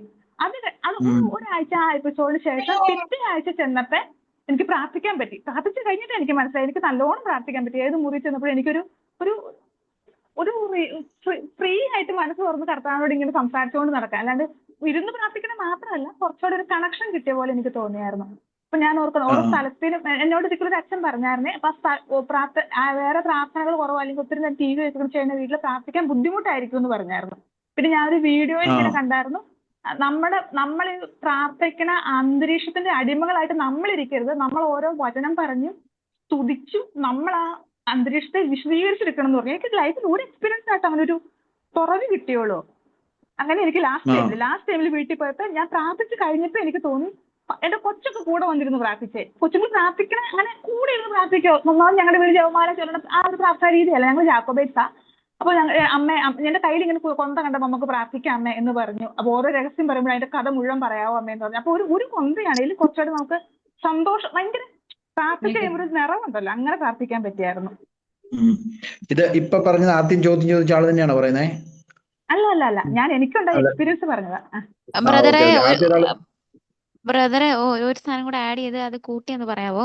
ഇതിനകത്ത് ഇങ്ങനെ ഒരാൾ ചോദിച്ചേ, ബ്രദർ വീഡിയോ സ്റ്റക്ക് ആയിപ്പോ പറഞ്ഞുകൊണ്ടിരുന്നത് നമ്മളെ ദൈവം വിളിച്ചിരിക്കുന്ന ഓരോ വ്യക്തികളെ കണ്ടുകൊണ്ടാണ്, ഓരോ എനിക്കൊന്ന് അങ്ങനെയാ മെസ്സേജ് അയച്ചേക്കുന്നേ. അപ്പൊ അത് പറഞ്ഞാ തുടങ്ങിയെന്ന് പറയാം. അപ്പൊ അത് കൂട്ടിയെന്ന് പറയാവോ? അത് പറഞ്ഞോണ്ടിരിക്കുവായിരുന്നു. അതിന്റെ കൂട്ടിയോ അതോ ഇതിനോട് ചേർത്ത് പറയാനോ അതോ? ഇങ്ങനെയാന്ന് വെച്ചാ ബ്രദർ ഇത് കൂടെ കൂട്ടി. അത് പറഞ്ഞ ഇത്രേ ഉള്ളൂ. നമ്മുടെ ആയാലും ഓരോ വ്യക്തികളും ഇപ്പൊ നിങ്ങൾ ഓരോരുത്തരും വിളിക്കുമ്പോൾ ഈശോയെ ഭൂമിയിലേക്ക് പിതാവായ ദൈവം അയക്കുന്നത് പോലെയാണ്. നിങ്ങൾ വേറെ ആരും ഇല്ലെന്ന് വിചാരിക്കുക. ഈശോയെ ഭൂമിയിലേക്ക് അയച്ചതുപോലെയാണ് നമ്മളെ ഓരോരുത്തരെയും വിട്ടിരിക്കുന്നത് ഒരു കോളായിട്ട്. നമ്മള് വഴി മൈക്ക് മ്യൂട്ട് ചെയ്യണം, ശ്രദ്ധിക്കണേ വേറെ ആൾക്കാർ. അപ്പം നമ്മൾ വഴി രക്ഷപ്പെടേണ്ട ആത്മാക്കളെ കണ്ടിട്ട് തന്നെ ദൈവം വിളിക്കുന്നു. മോശയെ ദൈവം വിളിക്കുമ്പോൾ 400 വർഷത്തിന്റെ അടിമത്തത്തിൽ കിടക്കുന്ന ഇസ്രായേൽ ജനത്തെ കണ്ടിട്ടാണ് ഈശോ വിളിക്കുന്നത്. ഇപ്പൊ നിങ്ങളോട് ഇന്ന് ഞാൻ ഇങ്ങനെ ഈ സൂം മീറ്റിങ്ങിലൂടെ സംസാരിക്കുമെന്ന് എന്നെ ഈശോ അന്ന് വിളിച്ചപ്പോൾ ദൈവം കണ്ടിട്ടുണ്ട്. ഞാൻ അതിനോട് വിശ്വസ്തത നമ്മൾ കാണിക്കുമ്പോഴാണ് നമ്മളെ ഇങ്ങനെ ഓരോ സ്ഥലത്ത് ഈശോയ്ക്ക് ഉപയോഗിക്കാൻ പറ്റുന്നത്. അപ്പൊ ഞാൻ അന്ന് കാണിച്ച കാര്യത്തോട് വിശ്വസ്തത കാണിക്കാതെ ഞാൻ വേറെ വഴിയാ പോയാൽ ഇന്ന് നിങ്ങളോട് ഞാൻ സംസാരിക്കുമോ? ഇതുപോലെ ഇന്ന് നിങ്ങളെ ഓരോരുത്തരെയും തിരഞ്ഞെടുക്കുന്നത് കുറെ വർഷങ്ങൾ കഴിയുമ്പോഴോ അല്ലെങ്കിൽ നിങ്ങൾ പഠിച്ച് ജോലി സ്ഥലത്തോ വേറെ സ്ഥലങ്ങളിലൊക്കെ ആകുമ്പോൾ അവിടെയൊക്കെ ദൈവത്തിന് വേണ്ടി ചെയ്യുവാനും ഒക്കെ ആയിട്ട് ദൈവം ഇപ്പോഴേ നേഴ്സറി ക്ലാസ്സിലൂടെ ഇങ്ങനെ ഫോർമേഷൻ തന്ന് നിങ്ങളെ വളർത്തുന്നത്.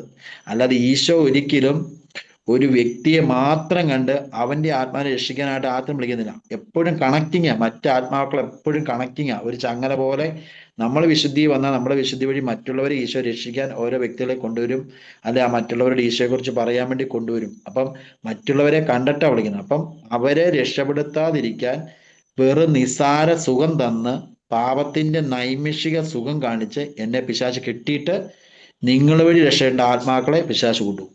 മനസ്സിലായോ? അതാണ് പിശാചിന് ഏറ്റവും നിസ്സാര കാര്യം. നമുക്ക് ചെറിയൊരു ജഡിക സുഖം അല്ലെങ്കിൽ എന്തെങ്കിലും ഒരു ഇതുകൊണ്ട് തന്നിട്ട് പെട്ടെന്ന് നമ്മൾ വഴി രക്ഷിക്കേണ്ട എത്ര ആത്മാക്കളെ സാത്താൻ കൊണ്ടുപോകുന്നറിയോ? അതാണ് പിശാച് ചെയ്യുന്നത്.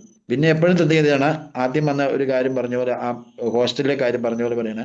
ഞങ്ങളൊക്കെ ആണെങ്കിൽ ആദ്യം വന്നപ്പം ഈ പ്രാർത്ഥിക്കുന്ന അല്ലാത്തവരുടെ കൂട്ടായ്മയിൽ വരുമ്പം അവരുടെ കാലാവസ്ഥയും അന്തരീക്ഷവും നമുക്ക് ഫീൽ ചെയ്യും. അപ്പോൾ നമ്മൾ അവരോട് വലിയ പിണക്കം കാണിക്കാൻ നമ്മൾ പതുക്കെ മാറി മാറി നിൽക്കുവാനും, പിന്നെ ഇങ്ങനെയുള്ളവരോടൊക്കെ അളവിട്ട് നമ്മൾ മിണ്ടരുതോ കൂട്ടുകൂടരുത്. പ്രാർത്ഥിച്ചിട്ട് നമ്മൾ അമിതമായി കിടന്ന് അവരോട് സംസാരിച്ച് കഴിഞ്ഞാൽ അവരുടെ അരൂപി എല്ലാം നമ്മളിലേക്ക് പകരപ്പെടും. അപ്പം നമുക്ക് പിന്നെ അവരുടെ ചിന്തകളും അവരുടെ കാര്യങ്ങളും നമ്മളിലേക്ക് കയറാൻ തുടങ്ങും. അപ്പം അവരോട് മിണ്ടാതിരിക്കണ്ട, അവർ കൂട്ടുകൂടുക. അതിനൊക്കെ അളവുണ്ടാകണം. അളവില്ലെങ്കിൽ നമ്മൾ പ്രാർത്ഥനയുടെ ഒരു ചൈതന്യം കുറവായതുകൊണ്ട് സംസാരിക്കുമ്പം അങ്ങോട്ടും ഇങ്ങോട്ടും അവരെപ്പോഴും നമ്മളെ അങ്ങോട്ട് വിളിച്ചുകൊണ്ടിരിക്കും, പാപത്തിലേക്ക് അവരെ ക്ഷണിച്ചുകൊണ്ടിരിക്കും. സംസാരം കൊണ്ടും അവരുടെ രീതി കൊണ്ടെല്ലാം ഇങ്ങനെ വന്നുകൊണ്ടിരിക്കും. അത് നമ്മളെപ്പോഴും അതാ ഈശോ പറഞ്ഞ സ്വർഗരാജ്യം ബലപ്രയോഗമാണ്. ഇത് നിങ്ങൾ വരുന്ന എല്ലാ വഴികളിലൂടെയാണ് ഞങ്ങളും വരുന്നത്. ഈ ഇങ്ങനെ പുറത്തിറങ്ങുമ്പോൾ വേറെ സ്ഥലത്ത് ചെല്ലുമ്പോൾ അവരെല്ലാം നമ്മൾ അതിൽ പെടാതെ പതുക്കെ മാറി നിന്ന് ന്യൂട്രെ മാറി എന്നും അങ്ങനെ നമുക്ക് വളരാൻ പറ്റുള്ളൂ. അല്ലാതെ ആർക്കും അവിടെ ഒരു സൂത്രവഴികളില്ല. ഓരോർക്കും കിട്ടുന്ന, ഇപ്പൊ ഒരു ചേച്ചിക്ക് കുടുംബത്തിൽ അസ്വസ്ഥെങ്കിൽ ഒരു വ്യക്തികൾക്ക് ഹോസ്റ്റലിലായിരിക്കും അസ്വസ്ഥ. അതാണ്. അപ്പം അതെപ്പോഴും നമ്മൾ ശ്രദ്ധിക്കണം. നമ്മൾ എങ്ങനെ അതിനെ തരണം ചെയ്യാൻ ഞാൻ ശ്രമിക്കുന്നു. ഈശോ നോക്കുന്നതാണ് അവിടെയെല്ലാം നീ നിൽക്കുമോ എന്ന് ശ്രമിക്കുമോ എന്ന് നോക്കും. അത് കഴിഞ്ഞിട്ട് കുറച്ച് കഴിയുമ്പോഴേ നമ്മൾ അതിനെ ചിലപ്പോൾ ഫ്രീ ആക്കുള്ളൂ. അല്ലെങ്കിൽ വേറൊരു സഹനമൊന്നും ഇല്ലെങ്കിൽ ഈ ബുദ്ധിമുട്ടായിരിക്കും നമുക്ക് ദൈവം തരുന്നത്. അല്ലെങ്കിൽ മറ്റുള്ളവരിലൂടെ കളിയാക്കലുകൾ കേൾക്കാൻ വേണ്ടി. ഇപ്പൊ എന്നെയൊക്കെ ആണെങ്കിൽ ആദ്യം ഞാൻ പ്രാർത്ഥിച്ചു കഴിഞ്ഞപ്പം സാധാരണ വ്യക്തികളോടെയാണ് ജോലിക്ക് പോയിക്കൊണ്ടിരുന്നത്. അപ്പൊ അവരൊക്കെ എന്നെ വിളിക്കുന്നത്, എന്നെ കാണുമ്പോഴേ ധ്യാനം കൂടി എന്നെ കാണുമ്പോൾ മുണ്ടൊക്കെ അഴിച്ചിട്ട് ഇതാ വരുന്നു ഈശോച്ചൻ വരുന്നു എന്ന് പറഞ്ഞിട്ട് അവർ കുമ്പിടും എന്നെ.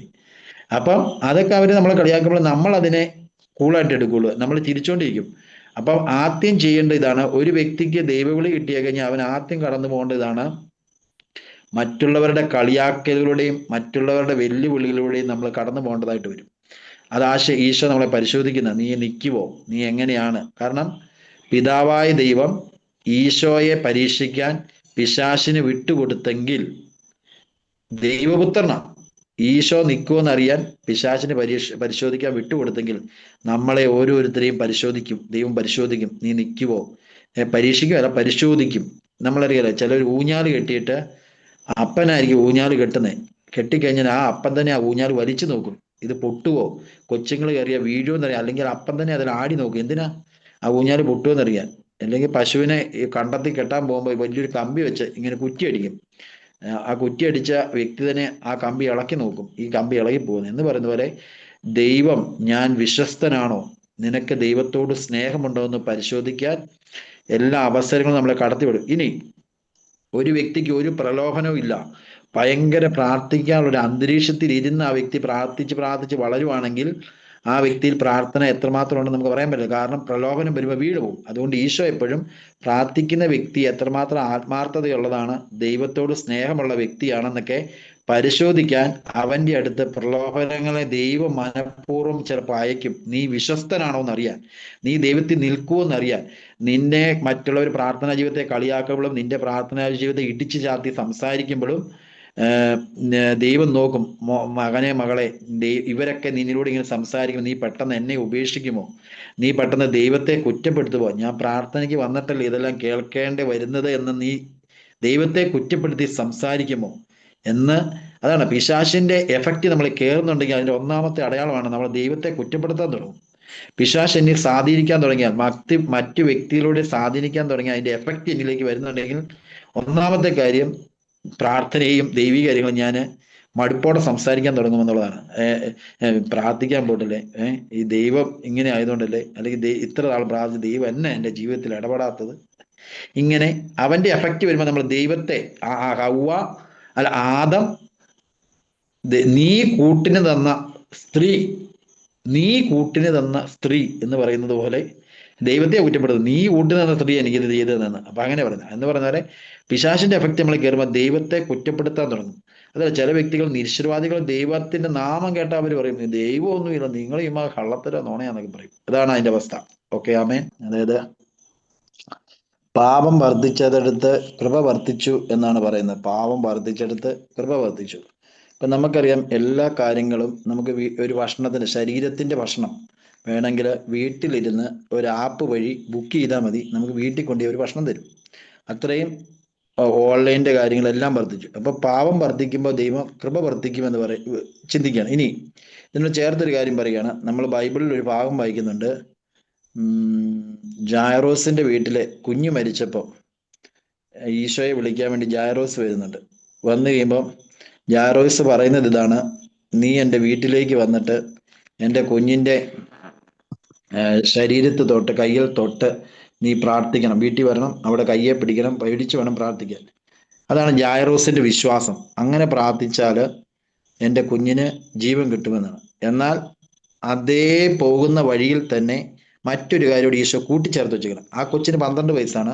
ആ വഴിയിൽ തന്നെ ഈശോ ഒരു കാര്യം ചേർത്ത് വെച്ചേക്കണം, രക്തസ്രാവക്കാരി സ്ത്രീയെ. അപ്പൊ ആ രക്തസ്രാവക്കാരുടെ സ്ത്രീയുടെ വിശ്വാസമാണ് പറയുന്നത് ഇങ്ങനെയാണ്.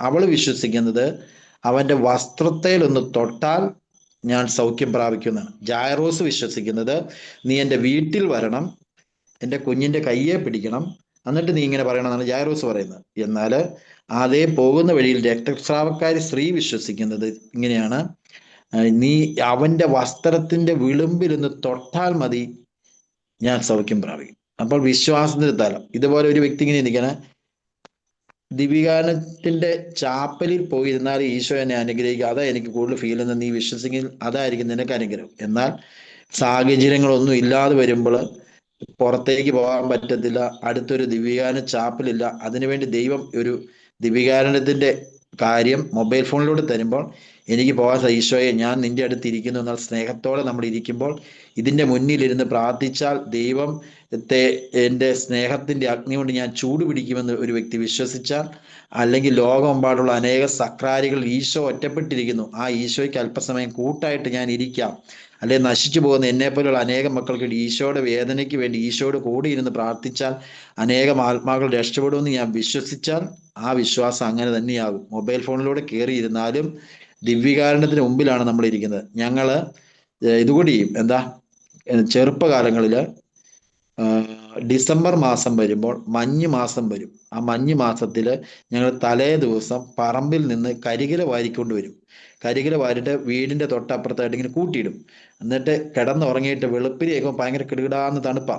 അപ്പൊ എന്നാ അറിയോ, ഈ കരികിലയ്ക്ക് തീ കൊടുക്കും. തീ കൊടുത്ത് നിങ്ങൾ വട്ടം നിൽക്കുമ്പോൾ കരികില കത്തുമ്പോൾ ഭയങ്കര തീ പൊങ്ങി ഞങ്ങളുടെ ശരീരം എല്ലാം ചൂടാവും.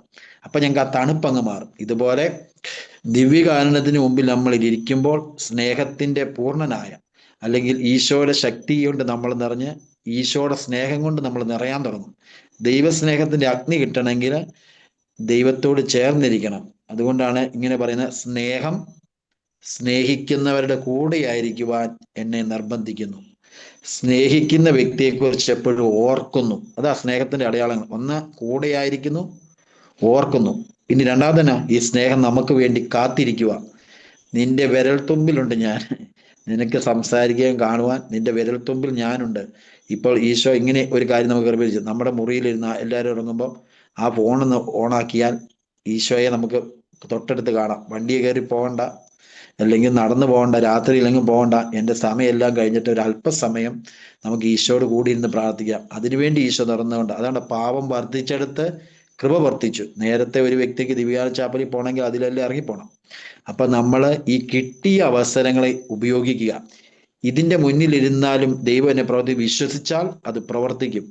നിങ്ങളെ ഈ ഒരു വ്യക്തി, നിങ്ങളുടെ കൂട്ടായ്മയിലോ എവിടെയുള്ള പാപത്തിന്റെ വ്യക്തി എന്നെ ഉണ്ടെങ്കിൽ ആ വ്യക്തിക്ക് വേണ്ടിയോ ലോകം മുഴുവൻ വേണ്ടി കരുണക്കൊന്തിയല്ലോ രാത്രി 3 മണിക്ക് എഴുതി ദിവ്യകാരുണ്യം പ്രാർത്ഥിക്കാൻ നമുക്ക് പോകാൻ പറ്റത്തില്ല. ഈ ഫോൺ ഓണാക്കി നമുക്ക് വെച്ച് ലോകം മുഴുവൻ കരുണയ്ക്ക് വേണ്ടി പ്രാർത്ഥിക്കാം. അതുകൊണ്ട് ഈ കിട്ടിയ അവസരം നമ്മൾ ഉപയോഗിക്കുക. ഈശോയുടെ, നമ്മൾ അത് വിളിച്ച ഈശോയുടെ സ്നേഹത്തിന് ഫോണിൽ കൂടെ ലഭിക്കുന്നത്. ഫോണിൽ കൂടെ എത്ര പേര് ഓൺലൈൻ ശുശ്രൂഷ പുറത്തിരുന്ന് ഫോണിൽ കൂടെ കൂടുമ്പോൾ അതിൽ നിന്ന് കൃപ കിട്ടി, അല്ലെ ദൈവത്തിന്റെ ശക്തി കടന്നു വരുന്നത് ഫീൽ ചെയ്തിട്ടുണ്ട്. നമ്മൾ എങ്ങനെയാ വിശ്വസിക്കുന്നത് അതനുസരിച്ച് കൃപ കിട്ടും. അതുകൊണ്ട് പ്രിയപ്പെട്ട, നമ്മൾ കൂട്ടായിട്ട് ശുശ്രൂഷ ചെയ്യുക. ഇങ്ങനത്തെ ദൈവീകരണം നമ്മൾ പരസ്പരം സപ്പോർട്ട് ചെയ്യുക. എന്തിനു വേണ്ടിയാ? ഈശോയ്ക്ക് വേണ്ടി. അല്ലാതെ ഇപ്പം നിങ്ങൾ ചോദിക്കുക, ഇതിന്റെ നേതൃത്വങ്ങളായാലും ഇങ്ങനെ കഷ്ടപ്പെടുക, നിങ്ങളെ വിളിച്ചു കൂട്ടാൻ ശ്രമിക്കുന്നത് എന്തിനു വേണ്ടിയാ? അവർക്ക് എന്തെങ്കിലും ലാഭമുണ്ടോ? അതുകൊണ്ട് ഇല്ല. അവരുടെ വീട്ടിലേക്ക് എന്തെങ്കിലും ലാഭമുണ്ടോ? നമ്മുടെ നോക്കുകയാണെങ്കിൽ ഈശോ നമുക്ക് രക്തവും അവന്റെ ജീവനും സമയവും നമുക്ക് തന്നതുപോലെ നമ്മളും ഒരു കാര്യം ഓർമ്മപ്പെടുത്തുന്നു. ഒരു വ്യക്തിയുടെ ആയുസ് എന്ന് പറയുന്നത് ഈശോ പറയാണ് സമയമാണ്. സമയം, ഒരു വ്യക്തിയുടെ ആയുസ് എന്ന് പറയുന്നത് സമയമാണ്. അതുകൊണ്ട് ബൈബിള് വായിക്കുമ്പോൾ നമുക്ക് കാണാൻ പറ്റും ഈശോയുടെ ജീവിതം മൊത്തം മണിക്കൂറുകളായിട്ട് തിരിച്ചിരിക്കുന്നു. 6-ാം മണിക്കൂർ, 9-ാം മണിക്കൂർ, ഓരോ മണിക്കൂറുകളായിട്ടാണ് പറയുന്നത്. അപ്പോൾ ഒരു വ്യക്തിയുടെ ജീവിതത്തിന്റെ ആയുസ് എന്ന് പറയുന്നത് സമയമാണ്. ഈശോ പറയാണ്, ഇന്ന് ഈ ദൈവരാജ്യത്തിന് വേണ്ടിയും സ്വയം വിശുദ്ധിക്ക് വേണ്ടിയും അവന്റെ ഉത്തരവാദിത്വം ചെയ്യാനുള്ള സമയത്തെ പിശാച് മൊബൈൽ ഫോണിലൂടെ തന്ന് അടിച്ചോണ്ട് പോവുമെന്ന്. സമയമാണ് ദൈവരാജ്യത്തിന് വേണ്ടിയും അല്ലെങ്കിൽ എൻ്റെ കുടുംബപരമായ ഉത്തരവാദിത്തങ്ങൾ ചെയ്യാനുള്ള സമയത്തെ പിശാച് നമുക്കൊരു ചെറിയ സാധനം തന്ന് നമ്മുടെ സമയത്തെ അടിച്ചുകൊണ്ട് പോവുകയാണ്. അപ്പോൾ ആ സമയം നമ്മുടെ ജീവിതത്തിന്റെ സമയം മുറിച്ച് നൽകുക ഈശോയ്ക്ക് വേണ്ടി. ഒരു 15 മിനിറ്റ്, ഒരു അരമണിക്കൂർ എൻ്റെ ജീവിതം എനിക്ക് തന്ന ഈ ഭൂമിയിൽ ഇന്നത്തെ ദിവസം തന്നെങ്കിൽ അതിന് നന്ദിയായിട്ട് ഈശോയ്ക്ക് വേണ്ടി ഒരു 15 മിനിറ്റ് ഈശോയോട് കൂടി ഇരിക്കാൻ നമ്മൾ കൊടുക്കുക. ഒരു അരമണിക്കൂർ ഈശോയോട് കൂടി ഇരിക്കാൻ നമ്മൾ കൊടുക്കുക. നമുക്ക് ഇറങ്ങിപ്പോകാൻ പറ്റത്തില്ല, പക്ഷേ ഈ മൊബൈൽ ഫോൺ ഉണ്ടല്ലോ, മൊബൈൽ ഫോണിലോട് നമുക്ക് ഇരിക്കാലോ. കിട്ടുന്ന അവസരങ്ങൾ നമ്മൾ ഉപയോഗിച്ച് പ്രാർത്ഥിക്കുക. അങ്ങനെ നമ്മൾ ചെയ്യുക. അവിടെ ഇങ്ങനെ നമ്മൾ കിട്ടുന്ന എല്ലാം ഉപയോഗിച്ചുകൊണ്ടല്ലോ നമ്മളിങ്ങനെ പവറാവും, ശക്തിയാവും. ഈശോ അവസരങ്ങൾ ഒരുക്കി വെക്കുന്നുണ്ട്, പക്ഷെ നമ്മൾ ഉപയോഗിക്കുന്നുണ്ടോ എന്നുള്ളതാണ് അതിൻ്റെ. അതുകൊണ്ട് ഈ ദിവ്യകാരുണ്യ ചാപ്പലും നിങ്ങളായിരിക്കുന്ന ആൾക്കാരെ ചിലവർ അറിഞ്ഞിട്ടില്ലായിരിക്കാം. മറ്റുള്ളവർ പ്രാർത്ഥന ആത്മീയത ഉള്ളവർക്ക് നമ്മൾ ഷെയർ ചെയ്ത് കൊടുക്കുക, അവരെയും കൂടി ബലപ്പെടുത്തുക. നമ്മൾ പരസ്പരം ബലപ്പെടുത്തുന്നവരാകുക, അല്ലാതെ നമ്മൾ തന്നെയല്ല നിൽക്കുന്നത്, മറ്റുള്ളവരെയും ബലപ്പെടുത്തുക.